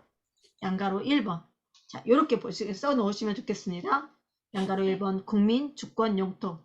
즉 나라의 3요소죠. 나라의 3요소가 국민, 주권, 영토라는 것이에요. 그래서 그 두 나라를 한번 살펴보실 것인데 첫 번째는요. 가인 계열의 바로 니므롯 제국이라는 것이에요. 그래서 세상 나라 바벨론 제국이 바로 가인 계열의 제국이고 또한 이스라엘은요. 하나님 나라 예배 공동체라는 것이에요. 그래서 니므롯이 왕 되었고 그들이 어디를 찾아갔나요? 신할 땅을 찾아갔죠. 그리고 나서 우리 흩어지지 말자 하면서 제국주의가 됐잖아요. 그죠? 흩어지지 말자 칼과 무력으로요. 백성을 삼았잖아요. 그런데 하나님은 어떠하십니까? 주권은 이스라엘의 주권은 누구예요? 하나님이 왕 되시다는 것이에요. 그래서 아브라함에게 뭘 말씀하셨어요? 지시할 땅으로 가라고 그랬어요. 땅을 찾지 말고 하나님이 지시할 땅으로 가라라고 합니다. 애굽에 있을 때도 뭐라고 합니까? 약속의 땅으로 다시 돌아가라 라고 말하잖아요. 지시할 땅으로 돌아가라 라는 것이에요. 하나님이 지시한 땅에 있어야 된다는 것이에요. 그리고 나서 아브라함에게 주신 것이 뭐예요? 열국의 아비, 큰 민족을 이루겠다라고 하고 있어요. 그래서요, 하나님의 백성이 하나씩 나타나게 되었다는 것이에요. 즉, 아브라함이 복을 말할 때 그들이 믿으면요, 그들이 복이 되었다라는 것입니다. 자, 양가로 2번.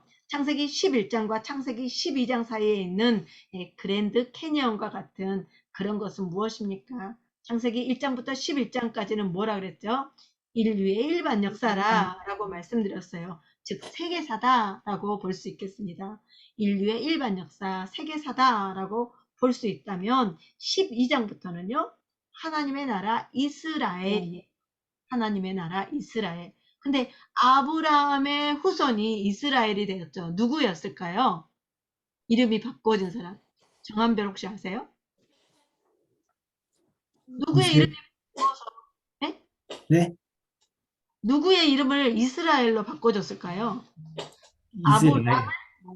야곱. 야곱. 야곱. 예. 아브람을 아브라함으로 바꿔줬잖아요. 그래서 존귀한 자를 열국의 아비로 바꿔준 것처럼 야곱이 속이는 자였어요. 속이는 자. 속이는 자. 형을 속이고 어떠했나요? 아버지를 속이는 자였잖아요. 그런데 그 야곱을요. 하나님과 겨루어 싸워서 이겼더라 하면서 창세기 28장에 이스라엘로 바뀌어져요.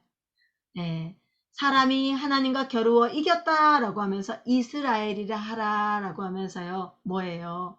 하나님하고 계속적으로 기도하며 나아가다 보면 결국은 속이는 자가 하나님의 참된 예배 공동체 나라가 될 것이다 라는 것입니다. 자, 그래서요.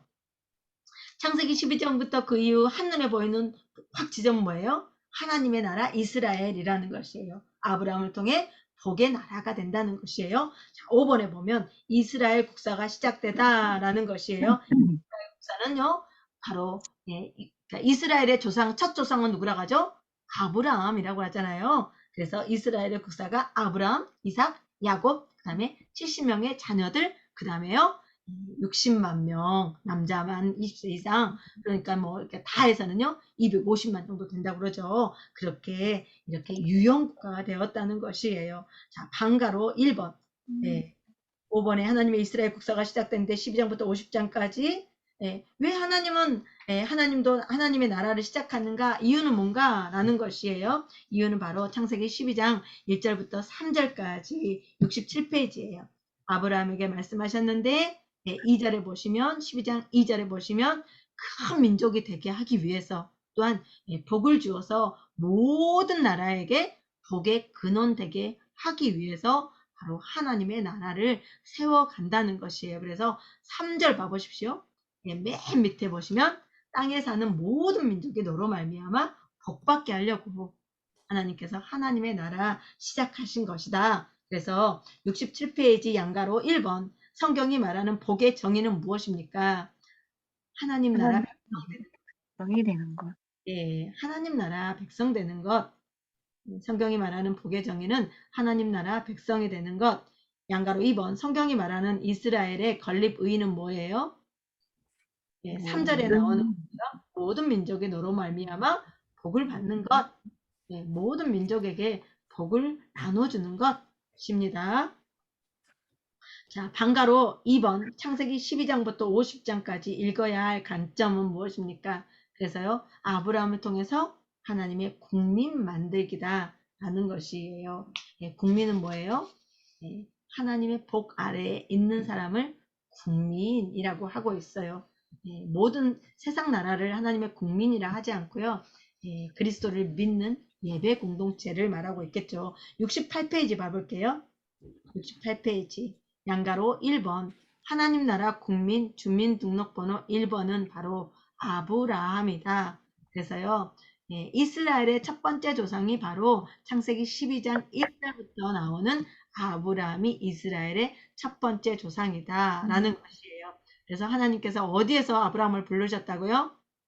갈대아 우르에서 하나님께서 아브라함을 불러셔서 메소포타미아 갈대아 우르 즉 세상을 떠나라 라고 말하고 있어요. 그래서 어디로 가라고 그랬어요? 하나님이 지시한 땅으로 가라라고 합니다. 자, 그래서 양가로 2번 하나님 나라 국민은 주민등록번호 2번 이삭이라는 것이에요. 하나님 나라 국민은 아브라함과 사라를 통해서 나오는 이스마엘이 아니라 아브라함과 사라를 통해서 나오는 이삭이라는 것이에요. 자, 그래서 이삭과 예수님과 이삭은요 예수님의 모형적인 것을 많이 보여주고 있다는 것이에요. 자, 그것은 무엇입니까? 이삭은 분명히 그 생리가 나오지 않는 사라를 통해서 나왔어요. 즉 생리가 끊어졌다는 것은 아기가 나올 수 없다는 것이에요. 거기다 여러분 좀 기록해 주십시오. 경수가 끊어진 사라. 경수가 끊어진 사라. 여자에게 생리가 나온다는 것은요. 임신할 수 있다는 건데요. 생리가 끊어졌는데도 불구하고 이삭을 출생하는 이삭을 뭐라 하죠? 출산시킬 수 있었다는 거예요. 출산시킬 수 있었다는 것이에요. 그런데 예수님 또한 그렇습니다. 동정녀 마리아, 남자의 씨가 없는 남자와 한 번도 자보지 않는 동정녀 마리아를 통해서 예수님이 나오게 되었다는 것이에요. 근데 예수님은요, 수동태입니다. 예수님 마리아가요, 능동적으로 낳았다는 것이 아니라 수동태로 낳으셨다라고 기록하고 있어요. 마태복음에. 그 다음에 이삭은요, 아브라함의 단 하나밖에 없는 약속의 자녀예요. 즉 사라를 통해서 본처를 통해서 하나님께서 약속의 자녀 독생자인데 예수님도요 약속의 자녀이면서 독생자라는 것이에요. 그래서 독생자 예수라고 말하고 있잖아요. 그 다음에 세 번째 아버지 아브라함이요 이삭을요 제물로 바쳤죠. 그죠? 하나님께서 창세기 22장에 이삭을 제물로 바치라니까 아버지 아브라함이 이삭을 제물로 바쳤잖아요. 그런데 예수님도요. 아버지 하나님이요. 예수님을 십자가에 죽이셨다는 것이에요. 그것을 내어주셨다고 말하고 있어요. 왜냐? 모든 사람을 살리기 위해서는요, 하나님이신 그분이, 죄 없으신 그분이 오셔야 했다는 것이에요. 또한 네 번째 보시면 하나님께서 순양을 통해서 대속 제물로 주신 것이죠. 그죠? 그런데 이삭이 대속 제물로 죽일 뻔했잖아요. 아브라함이 이삭을 죽일 뻔했잖아요. 그죠? 대속 제물이었잖아요. 그런데 예수님 또한요, 모든 구약의 희생 제물의 예표였어요. 구약에 계속적으로 동물을 잡아 죽였는데 신약에서는 어떠했습니까? 이제는 더 이상 동물을 잡아 죽이는 제사 지내지 아니하고 예수 그리스도를 믿기만 하면 그 믿음이요, 모든 사람 죄인들에게 효험이 된다는 것이에요. 그 다음에 다섯 번째는요, 아들이 죽은 자 가운데서 살아남. 이미 이삭은요, 그러니까 아브라함이 죽일 때부터요, 죽은 자라고 볼 수 있어요. 근데 히브리서 11장에는 이렇게 말하고 있어요. 히브리서 11장 한번 가보실래요? 히브리서 11장. 신약의 히브리서 11장. 아브라함은 이렇게 말하고 있어요. 히브리서 11장 19절. 그러니까 하나님이 능히 이삭을 죽은 자 가운데서 다시 살리실 줄로 생각하고 아브라함은 뭐예요? 이삭을 죽이려고 했다는 것이에요. 하나님이 죽이더라도 살리실 줄 생각했다는 것이에요. 그래서 아브라함의 생각에는 어떻게 해요? 이삭은 이미 죽었고 죽은 자 가운데서 도로 받은 거나 진배 없다라는 것을 바로 히브리서 기자가 아브라함이 이삭을 죽이려고 했던 것에 대해서 말하고 있어요. 그래서 이 이삭이요, 죽은 자 가운데서 살아났다라는 것인데, 예수님도요, 죽었지만 사망을 이기고 다시 부활하셨다는 것을 말하고 있어요. 그래서 예수님 또한 사망을 이기고 죽은 자 가운데서 살아남이라는 것이에요. 그래서 1번과 2번, 즉 아브라함을 부르시고 2번 이삭을 낳게 하신 것은요, 바로 신약의 내용이라는 것이에요.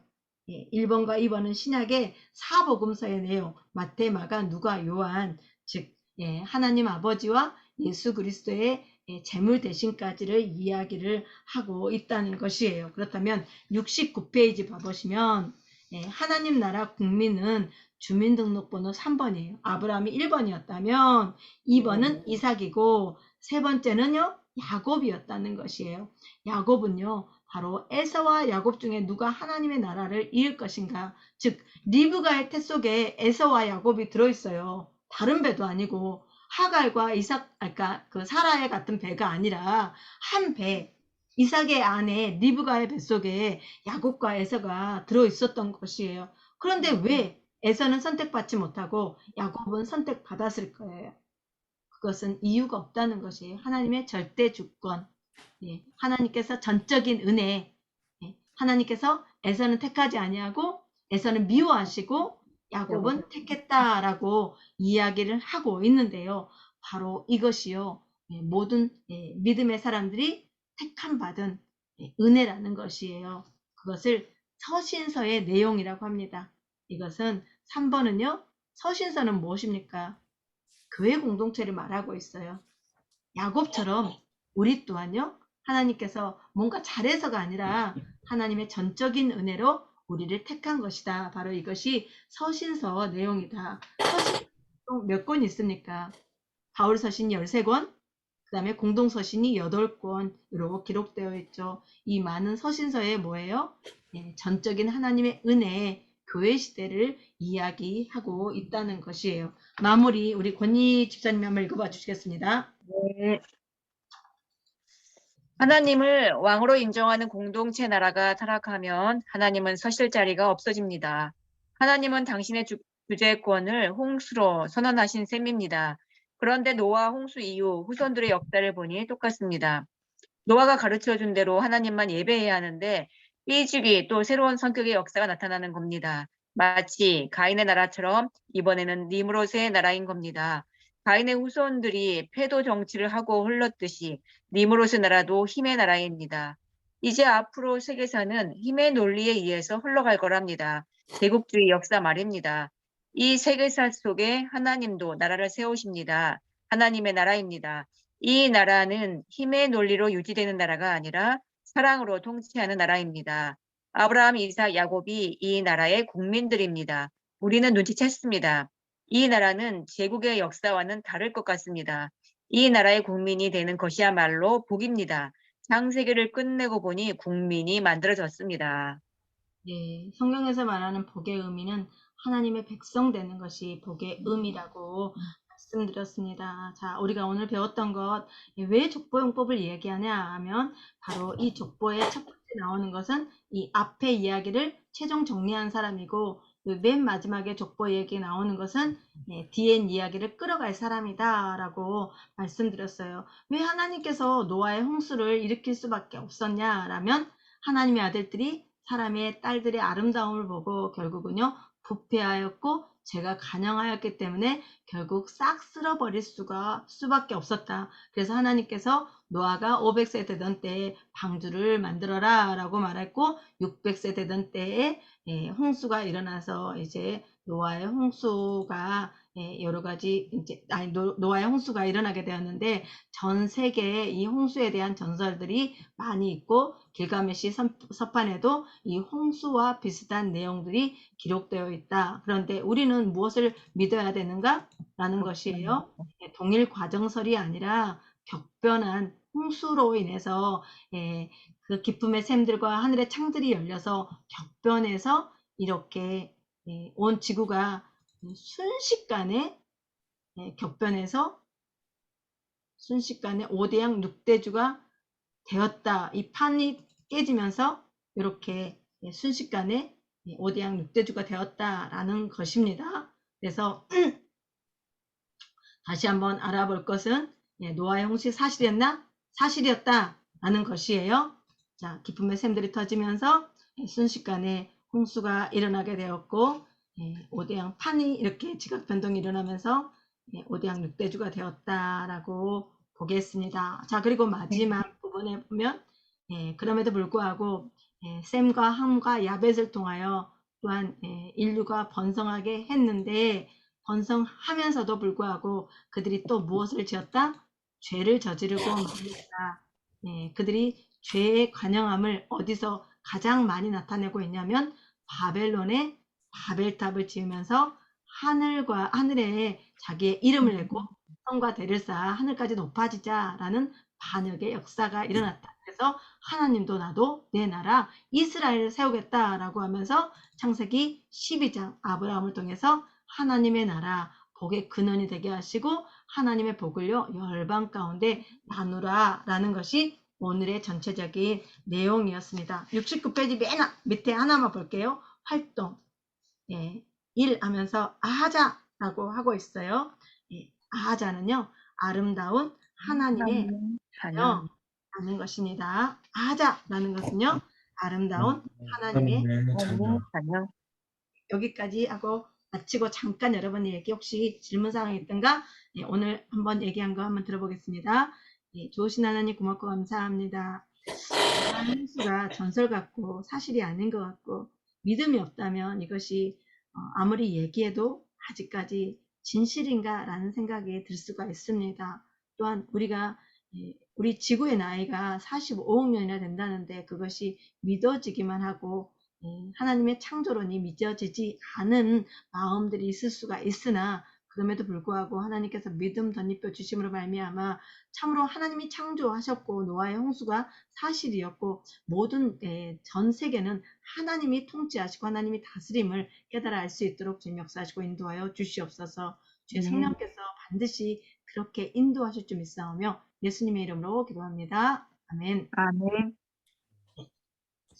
혹시 정한별 청년 혹시 한마디 해줄 수 있을까요? 오늘 좀 내용 좋았습니다. 딱히 뭐라 할 말이 없네요. 양이 굉장히 많은 것 같아요. 오늘 진짜 와. 네, 양이 양이 좀 많은데 그래서 조금 줄인다고 줄였는데 다른 때는 거의 2시간이 꽉 채워서 했는데 조금 줄이려고는 하고 있습니다. 권희 집사님? 이렇게 쭉 보니까 정말 의인들이 한 명의 의인들이 있었기 때문에 노아 아브라함이 있었기 때문에 그들이 정말 하나님 말씀에 순종했기 때문에 우리가 또 이렇게 또 살 수가 있잖아요. 노아가 그 당시에 만약 정말 거의 뭐랄까 미친 취급을 당했을 것 같잖아요. 누가 100년 동안 그 방주를 만들고 있는데 그럼에도 정말 하나님의 말씀을 끝까지 순종하고 지켜나왔고 아브라함 또한도 정말 그 고향과 또 아버지 집을 떠나서 이렇게 그냥 지시하는 땅으로 이렇게 그냥 갔을 때 어쨌든 그 정말 한 사람의 순종으로 인해서 우리가 이렇게 여기까지 구원을 받을 수 있다고 생각을 하니까 또 우리 각자의 한 사람들이 정말 하나님께 순종을 하게 되면 또 다른 사람들, 많은 사람들이 아, 구원을 받을 수 있겠구나. 이런 생각이 좀 떠오릅니다. 제가 오늘 기도하면서 이런 생각을 했어요. 제가 예수 믿을 때 어땠나. 네, 저희 옆집에 맨날 저한테 그러니까 복음을 전했던 분이 있어요. 근데 저는 그분에게 정말 예수의 예자도 교회 교자도 얘기하지 말고 그냥 저하고 그냥 친밀한 관계만을 유지해 주기를 원했어요. 그런데 그 사람이 그렇게 얘기할 때는요, 제가 믿어지지 않더라고요. 그런데 모든 일들이요, 제가 하고자 하는 일들이 다 깨져버리고요, 제 손 사이로요, 제가 행복을 딱 쥐고 싶었는데 모래가 쏙 빠져나가듯이 다 빠져나가 버리니까 그제서야 제가 하나님을 찾게 되었거든요. 그래서 저의 간증은 좀 해줘야지라고 했는데 조금 늦게 끝나서 말씀은 못 드리겠지만 그때부터 제가 하나님을 만나게 된 시발점이 되었던 것이에요. 제가 제 환경이 깨지지 않았다면 우리 아이들의 눈에서 막 행복했다면 제가 결코 돌아오지 여기 하나님을 믿지 않았을 것이에요. 그런데 제가 행복하지 않고 제 환경이 깨지고 아이들이 불행해지고 뭐 이러다 보니까 제가 그제서야 하나님을 찾게 됐어요. 내 아이들에게 행복을 주고 싶어서 또한 내 자신도 사방 가운데 가고 싶지 않아서 결국은 하나님을 택했는데 하나님을 택하는 것이 그리 쉬운 일은 아니었어요. 점점요 노아처럼 미친 짓을 하는 것 같다는 말을 들었고 왜 교회를 다니냐 하면서 말했고요. 적당히 믿지. 그럼 노아가 100년 동안 방주를 지었을 때 어땠을까요?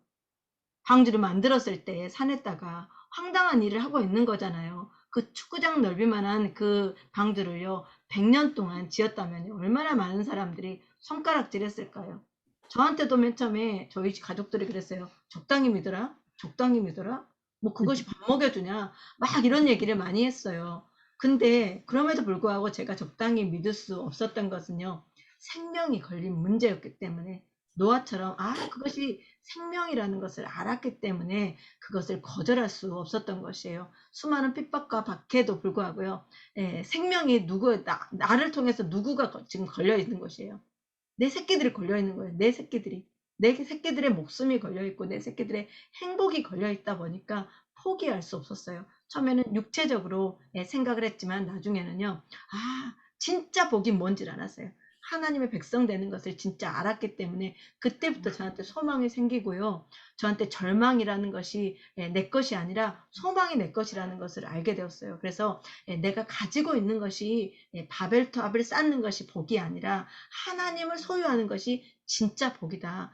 하나님과 관계하는 것이 복이다라는 것을 알았고 그것을 정말 주고 싶어요. 사실 아들하고 같이 하다 보니까 마음이 좀 불편한 것도 있습니다. 엄마가 정말 이전 수업에서는 되게 사람들이 많이 들어와서 그 시간들을 잘 지켜줘서 제가 낯이 섰는데 사실 우리 아들하고 하다 보니까 사람들이 시간을 잘 안 지켜주고 그러니까 빨리빨리 안 들어오다 보니까 우리 아들한테 보여주는 엄마의 모습이 어떨까라는 마음도 되게 불편한 마음도 있어요. 그럼에도 불구하고 하나님께서 이 시간을 허락하신 것은 우리 아이의 영혼이 구원받았으면 좋겠어요. 아멘.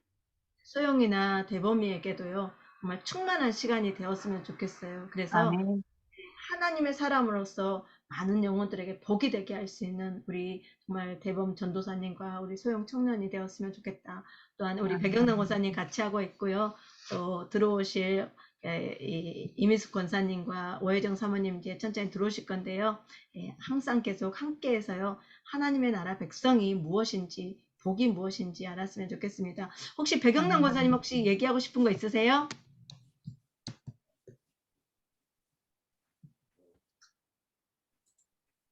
백은하 원사님 넘어갈까요?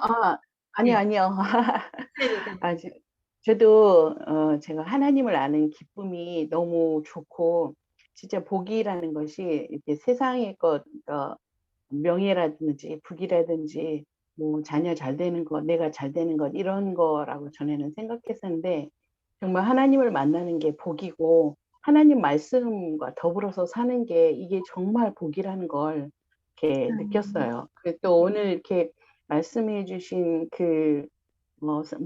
선악과든지 노아의 홍수든지 또 하나님께서 홍수를 일으킨 것이 사실이라는 것을 이렇게 증명하듯이 말씀해 주셨는데, 예, 이것이 이렇게 살아계신 하나님의 그 모든 것이 진짜라는 게 느껴지니까 더 감동인 것 같아요. 삶 속에서 하나님의 은혜와 말씀으로 이렇게 행복하며 살아가고 있는데 또 이렇게 노아의 홍수 같은 거는 과학적으로 증명하듯이 이렇게 얘기해 주니까 좀 새롭고 또 많이 믿어지고 그렇습니다. 그래서 오늘 이게 얼굴로 내면에서 못했지만 이렇게 귀로 들으면서 정말 은혜 많이 받고 이렇게 새롭게 마음에 뜨거워집니다. 하나님에 대한 마음. 예. 감사합니다. 같이 얘기해 줘서 너무 감사하고요. 다음 시간 월요일 날 또 뵙겠습니다. 예, 제가 계속 기도하고 있거든요. 감사합니다. 오늘도 2시간 넘게 여러분을 위해서 기도했습니다. 계속적으로 기도할 거고요. 아멘. 함께 끝까지 마칠 때까지 열심히 가봅시다요. 감사합니다. 아멘. 네, 감사합니다. 수고하셨습니다. 수고하셨습니다. 네.